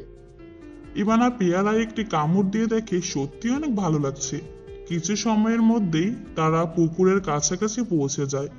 রফিক ও রুবি দ্রুত পুকুরে নেমে যায়, কিন্তু ইভানা পুকুরে নামতে ইতস্তত বোধ করছিল, কারণ পুকুরের নামার পথটা কাদায় পরিপূর্ণ এবং বেশ পিচ্ছিল। সকালের ঘটনা মনে পড়ে ইভানা তো আরো নামতে চাইছিল না। রুবি ইভানাকে দাঁড়িয়ে থাকতে দেখে তাকে পুকুরে নামতে বলে, কিন্তু ইভানা বলে, থাক, আমি নামবো না। রুবি আর জোরাজুরি করে না, নিজের মতো সাঁতার কাটতে থাকে। রাবেয়া বানুও কিছু সময় পর গোসল করার উদ্দেশ্যেই পুকুর পাড়ে আসেন। ইভানাকে দেখতে তার তখনকার অপমানের কথা মনে পড়ে যায়, ফলে ভীষণ রাগ জন্ম নেয় তার মনে। রাগের বশে প্রতিশোধ স্পৃহা জেগে ওঠে তার মনে। তিনি ইভানাকে পেছন থেকে ধাক্কা দেন। ইভানা পুকুরের ঠিক কিনারাতে দাঁড়িয়েছিল। আচমকা তাল সামলাতে না পেরে পড়ে যায় পুকুরের মধ্যে।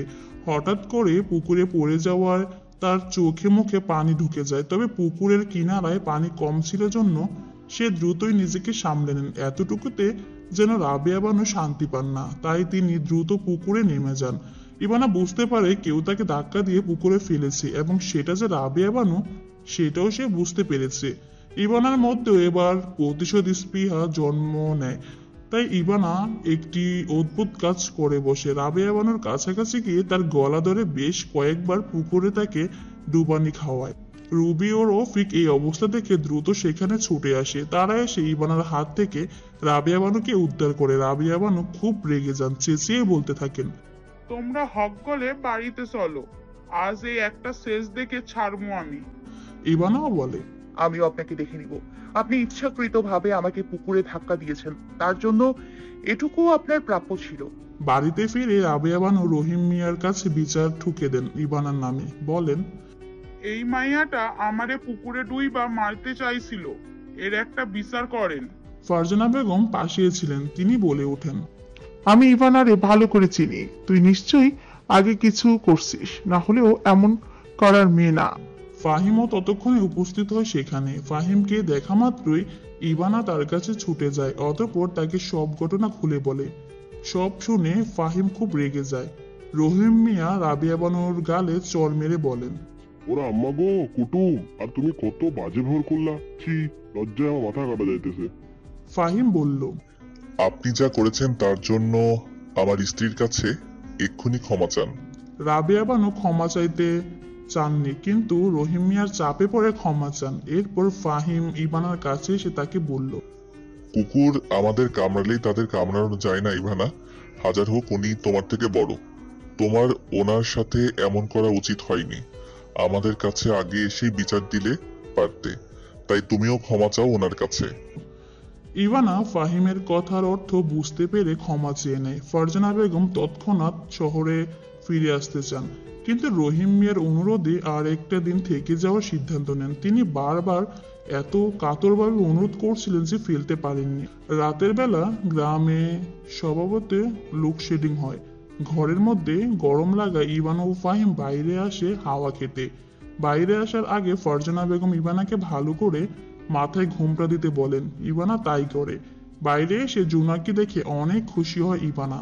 সেগুলোকে ধরার চেষ্টা করতে থাকে। ফাহিম নিজ হাতে আবদ্ধ করে একটা জোনাকিকে, অতঃপর ইভানার দিকে হাত দিয়ে এগিয়ে দিয়ে বলে, এই নাও ইভানা, এটা তোমার জন্য। ইভাগনা, এটা আবার কেমন নাম? সে প্রথম প্রেম আমার ইভানা।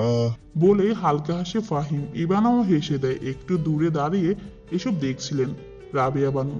তিনি বেশ ক্রোধ নিয়ে বলেন, আমাকে অনেক অপমান হইতে হয়েছে এদের জন্য, এবার তার এমন সব তুলবো আজীবন মনে রাখবে। এদের খুব সোহাগ না, সব এবার বার করমু, বুঝিয়ে দিমু রাবেয়ার বানু কি জিনিস। ইভানা ও ফাহিম বসে বসে গল্প করছিল। আজকেই তাদের গ্রাম থেকে শহরে ফিরে যাওয়ার কথা, তাই আজ শেষবারের মতো গ্রাম ঘুরতে দেখতে চায় ইভানা। ফাহিম ইভানার এই ইচ্ছেটা পূরণ করার জন্য বলে, চলো আজ আমি তোমাকে গ্রাম ঘুরিয়ে আনি। ইভানা তো ভীষণ খুশি হয়ে যায়। তবে সে যদি জানতো কিছু সময়ের মধ্যেই তারা এই খুশি মিলিয়ে যাওয়ার পরিকল্পনা করা হচ্ছে, তাহলে হয়তো এত খুশি সে হতে পারত না। ইভানা ও ফাহিম হাঁটতে হাঁটতে একটি পুরাতন অশ্বত্থ গাছের সামনে এসে দাঁড়ায়। কিছু বাচ্চা গাছের সাথে ঝুলন্ত একটি দোলনায় দোল খাচ্ছিল। ইভানার কাছে বেশ ইন্টারেস্টিং লাগে ব্যাপারটা। আগে সে কখনো এরকম গাছের সাথে ঝুলন্ত দোলনা দেখেনি। তারও বেশ ইচ্ছে করে এখানে দোল খেতে। ফাহিম হয়তো ইভানার এই মনোভাবটা ধরতে পারে, তাই ইভানাকে প্রশ্ন করে, তুমি কি দোলনার দোল খেতে চাও? ইভানা কি উত্তর দেবে সেটা ঠিক করতে সময় নেয়। যদিও তার দোল খাওয়ার ইচ্ছে ছিল, তবে মনে মনে একটু ভয়ও হয়। যদি পড়ে টরে যায় তাহলে কি হবে? ইভানাকে চুপ থাকতে দেখে ফাহিম বলে, তুমি চাইলে আমি তোমাকে দোল দিতে পারি। ফাহিমের কথা শুনে সহজটা ইভানার মুখে হাসি ফুটে ওঠে আর বলে, আমি দোল খেতে চাই। ফাহিম ঠোঁট প্রসারিত করে হাসে, অতঃপর দোলনায় বসে থাকা বাচ্চাদেরকে বলে তাদের হাতে কিছু চকলেট তুলে দেয়, যার কারণে তারা ইভানাকে দোল খেতে দিতে রাজি হয়। ইভানা খুবই আগ্রহের সাথে দোলনায় গিয়ে বসে। ফাহিমও এগিয়ে আসে। সে প্রথমে মৃদুভাবে ধাক্কা দিতে থাকে। ইভানা এতে খুব বেশি মজা পাচ্ছিল না, তাই সে ফাহিমের উদ্দেশ্যে বলে, আপনার শরীরে কি জোর নেই? একটু জোরে ধাক্কা দিতে পারেন না? ফাহিম এতক্ষণ ইভানার ভালোর জন্যই আস্তে ধাক্কা দিচ্ছিল, যাতে সে ব্যালেন্স হারিয়ে পড়ে না যায়। কিন্তু ইভানার মুখে এমন কথা শুনে তার বেশ রাগ হয়। সে জোরে ধাক্কা দিতে থাকে। ইভানার এবার প্রাণ যায় যায় দশা, খুব ভয় করতে থাকে তার। ফাহিমকে তখন ওভাবে বলায় এখন বেশ পস্তাতে হচ্ছে তাকে। ইভানা এবার কাতর সরে বলে, প্লিজ থামান, আমি আর পারছি না। তুমি তো বলেছিলে আমার শরীরে নাকি জোর নেই, তাহলে এখন এমন বলছো কেন? ইভানা পারে তো কেঁদেই দেয়। ফাহিম ইভানার অবস্থা বুঝতে পেরে দোলনা দুলানো থামিয়ে দেয়। মৃদু হেসে বলে, এটা ছিল আমার মিষ্টি মধুর প্রতিশোধ। রাবেয়া বানু ঘরে বসে বসে পান চিবোচ্ছিলেন। তিনি ভাবছিলেন এতদিন ধরে তার তৈরি করা পরিকল্পনার কথা। ছোটবেলা থেকে বেশ লোভী প্রকৃতির মানুষ রাবেয়া বানু। চেয়েছিলেন কোনো বড় বাড়িতে বিয়ে করতে, কিন্তু তার বিয়ে হলো গ্রামের এক সাধারণ কৃষকের সাথে। এ নিয়ে তার আফসোসের শেষ নেই। এরপর তিনি ভাবলেন, নিজে বলেন তো কি হয়েছে, নিজের মেয়েকে কোনো বড়লোক ঘরে বিয়ে দেবেন। আর এই জন্যই তিনি টার্গেট করেন ফারজানা বেগমের ছেলেদের। তাই প্রথমে তাদের গ্রামে আসার কথা শুনে খুব খুশি হন, কিন্তু যখন জানতে পারেন ফারজানা বেগমের ছেলে বিবাহিত, তখন তার আশা মাটি হয়ে যায়। সে রাগ থেকে তিনি ইভানার সাথে খারাপ ব্যবহার করেন। এত সব কাহিনী তিনি এই জন্যই ঘটিয়েছেন। তবে এখন তার মাথায় অন্য কথা ঘুরছে। ফারজানা বেগমরা এখন গ্রাম থেকে গেলে যে আর কখনো এখানে আসবে না, সেটা বুঝতে আর বাকি নেই তার। তাই যা করার আজই করতে হবে। হোক না ফাহিম বিবাহিত, তাতে তার কোনো সমস্যা নেই। তার তো নিজের মেয়েকে বড়লোক ছেলের ঘাড়ে ঝুলিয়ে দিতে পারলে শান্তি। তাই খুব জঘন্য একটি পরিকল্পনা করে নিয়েছেন তিনি। রবি ঘরে ঢুকতে রাবিয়া বানু বলে উঠলেন, তোরে যা কইছি মনে আছে তো? কোনো ভুল যেন না হয়। রবি অসহায় স্বরে বলে, এইসব না করলে হয় না আম্মু? তুমি এমন কেন করছো? আমার মন সায় দিচ্ছে না। তুই একদম তোর বাবার মতো গাধা হইছস। নিজের ভালা চাইলে আমার কথা শোন, রাজরানী হলে থাকতে পারবি। রবি মিশুক প্রকৃতির হলেও সেও তার মায়ের মতো লোভী হয়েছে। লোভ মানুষকে অন্ধ করে দেয়। তাই এখন রাবেয়া বানু ও রবি বুঝতে পারছেন না তারা যেটা করতে চলেছে সেটা অন্যায়। এর ফল কখনো ভালো হতে পারে না। সবাই শহরে ফিরে যাওয়ার জন্য প্রস্তুত হচ্ছে। এমন সময় রাবেয়া বানু এসে ফারজানা বেগম ও ইভানার সামনে এসে নেকা কান্না করে বলে, কইয়া দেন। রাবেয়া বানু এভাবে নানা নাটক করেন। ফলে ফারজানা বেগম ও ইভানা মন গলে যায়। এভাবে তারা ক্ষমা করে দেয়। অতঃপর পরিস্থিতি অনুকূলে বুঝে রাবেয়া বানু বলে ওঠেন, আজ তো চয়লাই যাইবেন, চলেন আমার লগে যাওয়ার আগে গ্যারাপটা ঘুইরা লন। তারা আর আপত্তি করে না। ফারজানা বেগম ও ইভানা মিলে রাবেয়া বানুর সাথে গ্রাম ঘুরতে বেরিয়ে পড়ে। ফাহিম তখন ঘরের মধ্যেই শুয়েছিল। আচমকা রবি ফাহিমের ঘরে ঢুকে যায়। ফাহিম কিছু বুঝে ওঠার আগেই ঘরের দরজা বন্ধ করে দেয়। অতঃপর নিজের সালোয়ারের হাতা এবং অংশ ছিঁড়ে ফাহিম হতভম্ব হয়ে যায়। সে কিছু বলতে যাবে তার আগে রবি চিৎকার করা শুরু করে। রবিদের বাড়ির পাশেই বিভিন্ন জমি রয়েছে। রবির চিৎকার শুনে সেখানে কর্মরত কিছু কৃষক ছুটে আসে। রবি সুযোগ বুঝে দরজা খুলে বাইরে বেরিয়ে আসে। ইভানা, ফারজানা বেগম, রাবিয়া খাতুনও ততক্ষণে ছুটে এসেছেন। রবি সবার সামনে নাটক করে বলতে থাকে, ফাহিম ভাইয়া আমার একা পাইয়া আমার সাথে নষ্টামি করার চেষ্টা করছে। সবাই ক্ষেপে যায় ফাহিমের উপর। ফারজানা বেগম বলে ওঠেন, আমার পোলা এমন কিছু করতে পারি না। ইভানাও তালে তাল মেলায় বলে, আমিও আমার স্বামীকে বিশ্বাস করি। রাবেয়া বানু বলেন, আমার মাইয়ার এত বড় সর্বনাশ কইয়া ওই পোলা রেহাই পাইব না। তোমরা হক গলে নালিশ ডাকো। তারপর বিচার হইব। গ্রামে নালিশ বসে। সেখানে রাবেয়া বানু রুবি যথাসম্ভব নাটক করে। রহিম মিয়াও তাদের এই নাটক বিশ্বাস করে এবং ফাহিমকে দোষী ভাবে।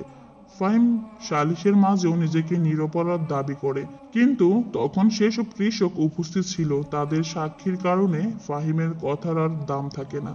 কিন্তু ফারজানা বেগম ও ইভানা তখনও ফাহিমের উপর বিশ্বাস অটল ছিল।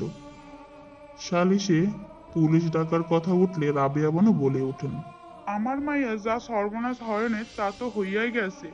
এখন থানা পুলিশ কইয়া কি হইব? কেউ কি আর আমার মাইয়ারে বিয়া করব? গ্রামের একজন মাতব্বর জানতে চায়। রাবেয়া বানু নিঃসংকোচ বলেন, এই পলারে আমার রুবিরে বিহা কইরা লাগবো। ফাহিম সাথে সাথে প্রতিবাদ করে বলে ওঠে, অসম্ভব।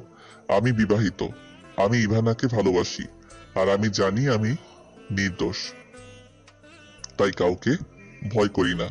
আপনারা পুলিশ ডাকুন, আমি থানায় যেতে রাজি, তবু বিয়ে করব না। ইভানা পরিস্থিতি বুঝতে পারে। থানা পুলিশ হয়ে গেলে ব্যাপারটা অনেক বিশ্রী রূপ ধারণ করবে।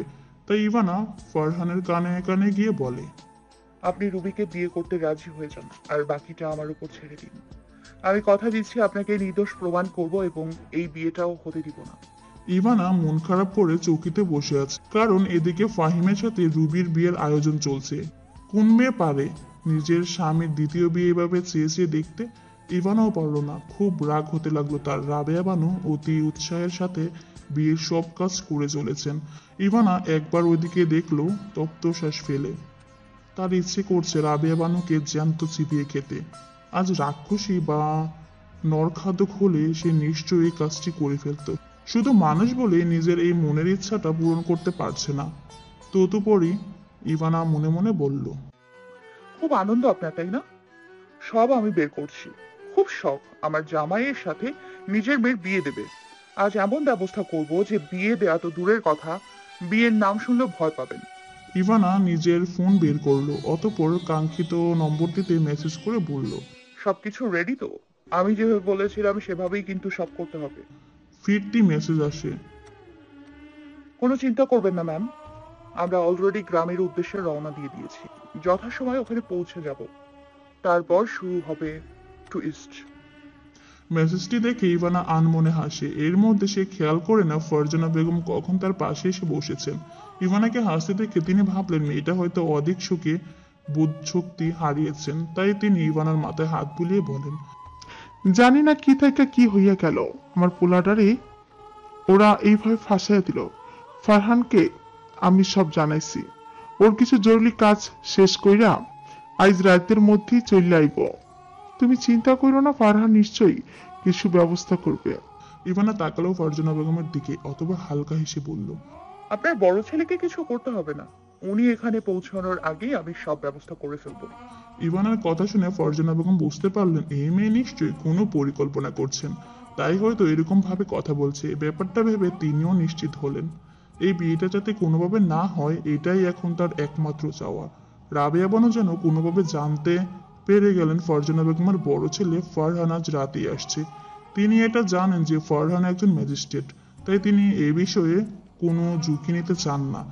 একবার বিয়েটা হয়ে গেলে তারপর যা হবার হবে। সে কারণে তিনি চাচ্ছেন বিকেলের মধ্যে বিয়েটা দিয়ে দিতে। সেই অনুযায়ী সব পরিকল্পনা করে নিয়েছেন। আশেপাশের কয়েক প্রতিবেশী ও গ্রামের মুরব্বীরা সবাই উপস্থিত হয়েছে ইতিমধ্যে। রাবেয়া বানু তাদের সবার সামনে আর্জি পেশ করে বলেন, আপনারা তো জানেন ওই পোলা কতটা ক্ষমতাধর। ওর ভাই একজন ম্যাজিস্ট্রেট, তাই আমার ভয় করছে যে কোনোভাবে যেন ওরা টাকার জোরে কিছু না করে। তাই আপনারা একটু দেখেন তাড়াতাড়ি যদি বিয়ের ব্যবস্থা করা যায়, নইলে যে আমার মাইয়ার কপাল পুড়ব। রাবেয়া বানুর কথায় সবাই সহমত পোষণ করেন। রহিম মিয়াও ততক্ষণে নিজের স্ত্রী এবং মেয়ের কথায় ভুল বুঝেছেন, যার ফলে তিনিও নিজের মেয়ের ইজ্জত বাঁচাতে দ্রুত বিয়েটা দিয়ে দিতে চাইছেন। এসব ঘটনা ইভানার সামনে ঘুরে যাচ্ছে। রাবেয়া বানুর এই চাল খুব দ্রুতই ধরতে পারল ইভানা। এই মহিলা নিশ্চিত ভাবে ভীষণ দ্রুত প্রকৃতির, তাই এমন কিছু যে তিনি করবেন সেটা ইভানা ভালোই বুঝতে পারছিল। এখন এসবে বিচলিত নয় সে, কারণ কি করতে হবে সেটা তার ভালোই জানা আছে। ফাহিম রুমে বসেছিল, খুব খারাপ অনুভূতি হচ্ছে তার। কোনো দোষ না করে আজ এভাবে ফেসে গেল সে। ফাহিমের কোনো ইচ্ছেই নেই এই রুবি নামের মেয়েটাকে বিয়ে করার, কারণ মেয়েটা তাকে বাজেভাবে সবার সামনে অপমানিত করেছে। এর জন্য ফাহিম জেল খাটতেও রাজি। তাছাড়া ফাহিম এখন মনে প্রাণে ইভানাকে ভালোবাসে। ইভানার জায়গায় অন্য কাউকে কল্পনা করাও তার জন্য কঠিন, তবে ফাহিম এখনো ইভানার উপর ভরসা করে আছে। ইভানা তাকে যখন কথা দিয়েছে এই বিয়েটা হতে দেবে না, তখন কোনো কিছুর বিনিময়ে দেবে না। এর মধ্যে ইভানা ফাহিমের রুমে প্রবেশ করলো। ইভানাকে দেখি ফাহিম এগিয়ে গেল তার দিকে, অতঃপর বলল, ইভানা, তুমি কি করে বিয়েটা আটকাবে কিছু ভেবেছো? আমার পক্ষে তুমি ছাড়া অন্য কাউকে স্ত্রী হিসেবে মেনে নেওয়া সম্ভব নয়। আপনি শুধু আমার উপর বিশ্বাস রাখুন, আপনার বিয়ে ওই রুবির সাথেই হবে না। বলে ইভানা দ্রুত রুম থেকে বেরিয়ে গেল। ফাহিম ইভানার কথার ভরসাতেই রইল। ফাহিমের এখন প্রচন্ড রাগ হচ্ছে ইভানার উপর। মেয়েটা তাকে কথা দিয়েছিল সে কিছুতেই ফাহিমের সাথে রুবির বিয়ে হতে দেবে না, কিন্তু এখনো তো তার কোনো নামগন্ধ খুঁজে পাওয়া যাচ্ছে না। সে যে ইভানা ফাহিমের রুম থেকে বেরিয়ে গেছে তারপর থেকে আর তার খোঁজ নেই। এর মধ্যে কিছু ছেলে এসে জোরপূর্বক ফাহিমকে ধরে বাইরে নিয়ে গেল। ফাহিম দেখলো একটি চেয়ারে মাথায় ঘোমরা দিয়ে লাল শাড়ি পরে একটি মেয়ে বসে আছে। ফাহিম বুঝলো মেয়েটা রুবি। ফাহিমের রাগ বাড়তে লাগলো। ছেলেগুলো জোরপূর্বক ফাহিমকে মেয়েটির পাশের চেয়ারে বসালো। কাজে বিয়ে পড়ানো শুরু করতে যাবে এমন সময় ফাহিম বলে উঠল, বন্ধ করুন এসব, আমি বিয়ে করব না। রাবেয়া বানু চেঁচিয়ে বলে উঠলেন, আমার মায়ের এত বড় সর্বনাশ কইরা এখন এসব কইলে শুনবো না তোমাইকে তো। রাবেয়া বানুর সম্পূর্ণ কথা শেষ হওয়ার আগে একটা গুলির শব্দ শোনা গেল। ভয়ে কেঁপে উঠল সবাই। আশেপাশে উপস্থিত সবাই পিছনের দিকে তাকালো। সকলের দৃষ্টি অনুসরণ করে ফাহিমও তাকালো। তাতে যা দেখলো সেটা চমকে দেওয়ার মতোই। ইভানা এদিকে এগিয়েই আসছে, তার হাতে বন্দুক। সে একা নয়, সাথে বন্দুকধারী পুরো একটি গ্যাং। ইভানা এগিয়ে এসে সোজা বন্দুক তাক করলো রাবেয়া বানুর কপালে। ভয়ে শিউরে উঠল রাবেয়া বানু। আশেপাশে উপস্থিত সবাই ভীষণ ভয় পেয়েছে, কিন্তু ইভানার সাথে থাকা বন্দুকধারী গ্যাং এর ভয়ে কেউ কিছু বলতেও পারছে না। ইভানা রাবেয়া বানুর কপালে বন্দুক ঠেকিয়ে বলল, ভালো চাইলে আমার স্বামীকে কিভাবে ফাঁসিয়েছেন সেটা সবার সামনে স্বীকার করুন, না হলে গুলি করে আপনার খুলি উড়িয়ে দিব। রাবেয়া বানু তরতর করে ঘামতে লাগলেন।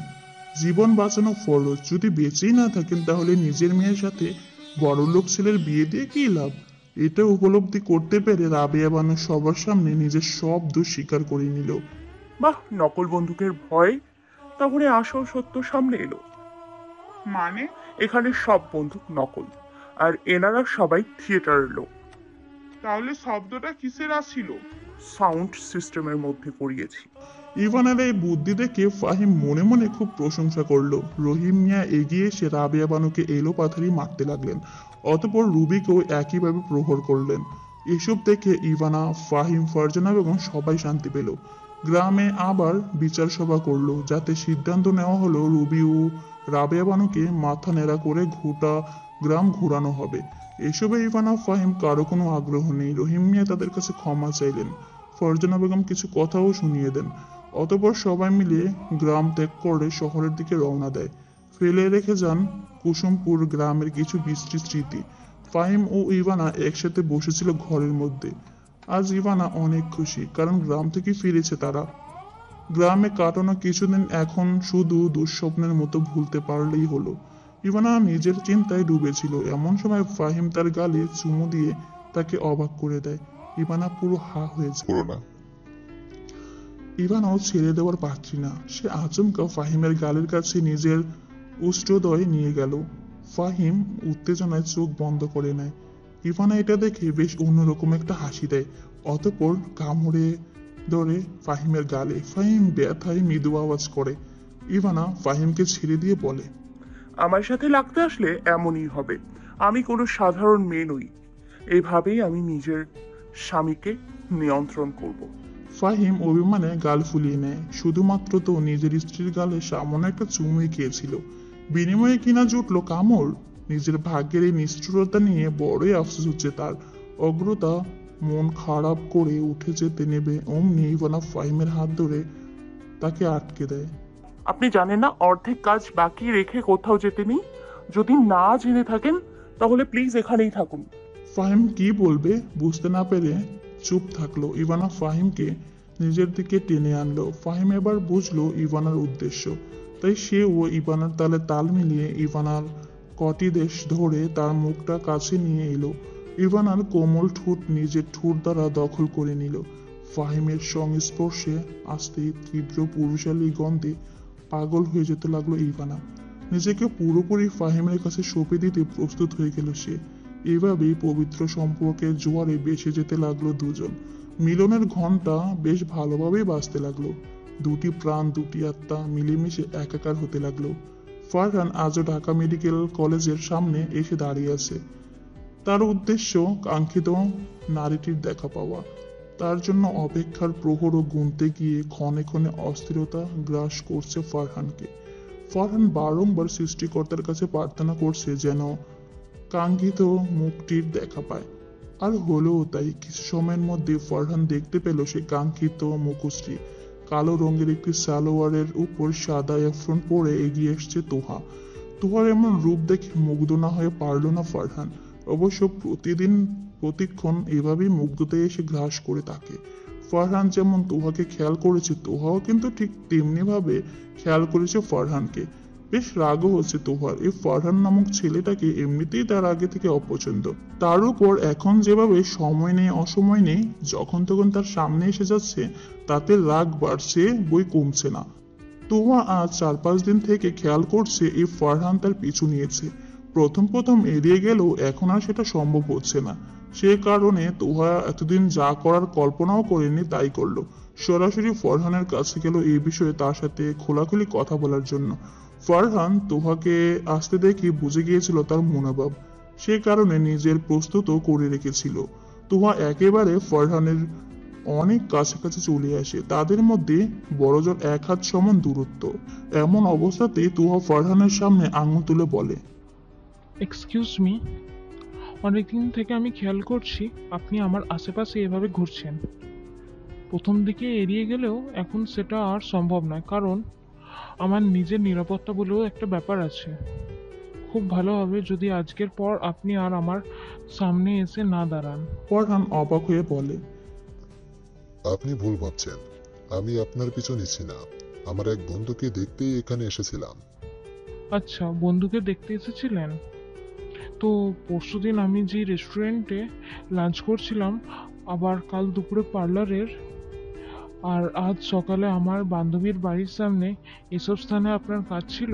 ধরা পড়ে গিয়ে চুপ করে থাকে ফারহান, কারণ তার কাছে আর বলার মতো কিছুই নেই। তুহা একটু থেমে বলা শুরু করে, আপনি আমার বোনের ভাসুর হন, সেই জন্য আমি আপনার সাথে কোনো ঝামেলা চাইছি না।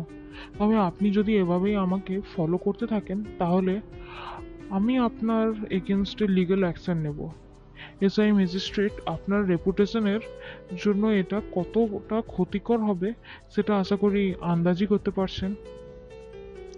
ফারহান একটা কথাও বলে না। তুহা নিজের মতো চলে যায়। ফারহান তুহার যাওয়ার দিকে তাকিয়ে থাকে, সাথে সাজিয়ে নেয় আগামী দিনের পরিকল্পনাগুলো। ইভান আজ কলেজ থেকে ফিরে দেখে ফারজানা বেগম বসে বসে টিভি দেখছেন। ইভানাও তার পাশে বসে পড়ে। দুই শাশুড়ি বৌমা মিলে সিরিয়াল দেখতে থাকে। সিরিয়ালের নায়িকার বড়জা নায়িকার শাশুড়ির সামনে নায়িকাকে খারাপ প্রমাণিত করছে। শাশুড়িও বড়জার কথা শুনে ছোট বউকে যা নয় তাই বলছে।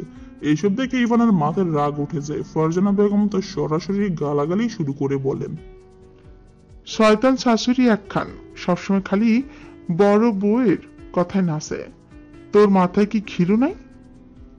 এইসব কথা শুনে ইভানার বেশ হাসি পায়। ফারজানা বেগম ইভানাকে হাসতে দেখে বলে, তুমি কও মনে করো ফারহান বিয়া কইরা বউ আনলো, যে তোমার বড় যা হইব, আমি কি টিভির এই কুটনি শাশুড়ির মতো হমু না? ইভানার সাথে সাথে আপত্তি করে বলে, আবার তো মনে হয় আপনার বড় ছেলের বউ অনেক ভালো হবে, এমন কুটনি যা হবে না। তাদের কথার মাঝে ফারহানের আগমন ঘটে। ফারহানকে দেখে ফারজানা বেগম বলে ওঠেন, তুই আইজা হঠাৎ এত তাড়াতাড়ি ফিরলি? ফারহান কোনো উত্তর না দিয়ে ইভানাকে বলে, ইভানা, একটু এদিকে আসবে, তোমার সাথে কথা আছে। ইভানা হতভম্ব হয়ে চেয়ে থাকে। এই বাড়িতে এসেছে থেকে ফারহানকে সে সম্পূর্ণরূপে এড়িয়ে চলেছে, কোনো কথাই বলেনি। ফারহানও কথা বলার আগ্রহ দেখায়নি। কিন্তু আজ হঠাৎ কি হলো যে ফারহান যে কথা বলতে চাইছে সেটা ইভানা বুঝতে পারছে না। তবে ভদ্রতা রক্ষার্থে সে ফারহানের সামনে গেল। ফারহান ইভানাকে একটু দূরে নিয়ে এলো যাতে ফারজানা বেগম তাদের কথা শুনতে না পায়। তারপর বলা শুরু করলো, আমি জানি আমার কারণে তুমি হয়তো এক সময় অনেক অপমানের মধ্যে দিয়ে গেছো, তাই আমার প্রতি তোমার রাগ হওয়াই স্বাভাবিক। তবে একটা কথা সত্য, জানো? কি? আমি তোমাকে নয়, তোমার বোনকে পছন্দ করেছিলাম। সেটা অনেক আগের ঘটনা। ঢাকা মেডিকেলে আমার একটা বন্ধু ভর্তি ছিল। তাকে দেখতে গিয়েই তোমাকে প্রথম দেখি। প্রথম দেখাতেই ওকে ভালোবেসে ফেলি। তারপর অনেক কষ্টে খোঁজ খবর নিয়ে তোমাদের বাড়ির ঠিকানা জোগাড় করি। তোমার বাবা তার মেয়ের জন্য পাত্র খুঁজছে শুনেই ঘটকের সাথে যোগাযোগ করি। যেহেতু তোহা ওনার বড় মেয়ে, তাই ভেবেছিলাম ওর বিয়ের কথাই হচ্ছে। কিন্তু পরে পাত্রী দেখতে গিয়ে তোমাকে দেখে চমকে যাই। আমি খোঁজ নিয়ে জেনেছিলাম তোহার ছোট বোন ম্যাট্রিক পরীক্ষার্থী, তাই খুনাক্ষরেও টের পাইনি তোমার বিয়ে উনি দিবেন। এর মধ্যে আমার মারও তোমাকে পছন্দ হয়ে যান। উনি আমাকে জোর করতে থাকেন।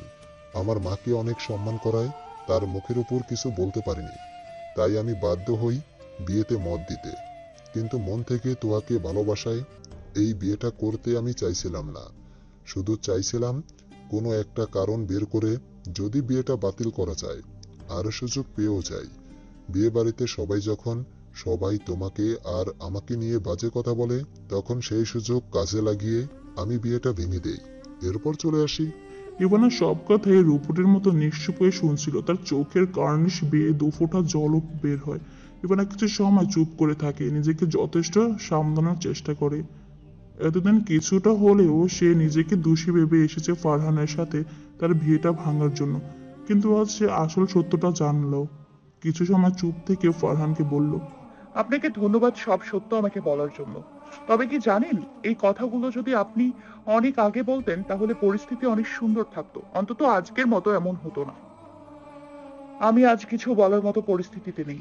ফারহান মাথা নিচু করে বলে, আমি জানি আমি যা করেছি তা ভুল ছিল, কিন্তু আমার তখন কিছু করার ছিল না। আপনার করার কিছু ছিল। আপনি চাইলেই আপনার মাকে সব সত্য জানাতে পারতেন, তাহলে হয়তো আমাকে এত অপমানের মধ্যে দিয়ে যেতে হতো না। আর আপনিও হয়তো তুহা আপাকেই, যাই হোক, যা হবার হয়ে গেছে। ভাগ্যে যা লেখা থাকে সেটা বদলানো যায় না, তবে আমি নিজের ভাগ্য নিয়ে আফসোস করি না। আমার ভাগ্য তো সোনায় মোড়ানো, তাই ফাহিমের মতো এত ভালো একজন জীবন সঙ্গী পেয়েছি। ফারহান ইতস্তত বোধ করছিল, নিজের জড়তা কাটিয়ে বলল, আমার জন্য তোমার যা যা অপমানিত হতে হয়েছে সবকিছুর জন্য আমি ক্ষমা চাচ্ছি। ইভানার এই মুহূর্তে অনেক হাসি পেলেও সে হাসল না, বরং বলল, আপনি কেন ক্ষমা চাচ্ছেন? আপনার ক্ষমা চাইতেই কি সব বদলে যাবে? কিছুই হবে না। আমি তোমার বোনকে সত্যি অনেক ভালোবাসি ইভানা, ওকে খুব করে চাই। আপনি যদি সত্যি আমার বোনকে ভালোবাসতেন তাহলে নিজের মায়ের কথায় আমাকে বিয়ে করতে রাজি হতেন না। আচ্ছা, যদি এমন হতো যে সেদিন এত ঘটনা ঘটতো না, বরং আপনার সাথে আমার বিয়ে হয়ে যেত, তাহলে কি হতো? তখন কি করতেন আপনি? ফারহান চুপ থাকে, কারণ তার যা খুশি করুন। আপনি যদি আমার আপাকেই এখন কোনোভাবেই নিজের করে নেন, তাতেও আমি কিছু মনে করব না। কিন্তু আমি চিনি আবার আপাইকে, সে কখনো আপনাকে বিয়ে করার কথা ভাববে না। ফারহান মুহূর্তেই রেগে গিয়ে বলে, এতদিন আমি নিজের অনুভূতি সবার থেকে লুকিয়ে রেখেছি, এখন আর নয়। তোমার বোনকে আমার হতেই হবে, আর আমি ওকে নিজের করেই ছাড়বো। It's my promise. ইভান আর কিছু বলল না, নিজের বোনের বর্ষায় রেখে দিল সবকিছু। ফাহিম ক্লান্ত শরীরে ফিরে এলো। একটি প্রজেক্ট নিয়ে বর্তমানে খুব ব্যস্ত সে। এই প্রজেক্ট কমপ্লিট করলে এক্সামে কিছু এক্সট্রা মার্ক পাওয়া যাবে, তাই সে এই প্রজেক্টে মনোনয়ন করছে। নিজের রুমে প্রবেশ করে ফাহিম দেখলো ইভানাকে। ইভানা পড়ার টেবিলে বসে চুপচাপ পড়ছে, পুরো ধ্যান তার বইয়ের পাতায়। ইভানার এই রূপ দেখে বেশ খুশি হয় ফাহিম, সে তো এমন ইভানাকেই চেয়েছিল। ইভানাকে এত মনোযোগ দিয়ে পড়তে দেখে আর ডিস্টার্ব করলো না ফাহিম। ওয়াশরুম থেকে ফ্রেশ হয়ে এসে শুয়ে পড়লো বিছানায়। কিছু সময় পরে খেয়াল করলো ইভানা উঠে এসে বিছানায় তার পাশেই শুয়ে আছে। ফাহিম একপাশে কাত হয়ে ইভানার মুখের কাছে মুখ নিয়ে আসলো। ইভানার মুখ দেখেই বুঝলো তার মনের অবস্থা ভালো নেই। ফাহিম ব্যাকুল হয়ে উঠল, বলল, কি হয়েছে তোমার ইভানা? মন খারাপ কেন?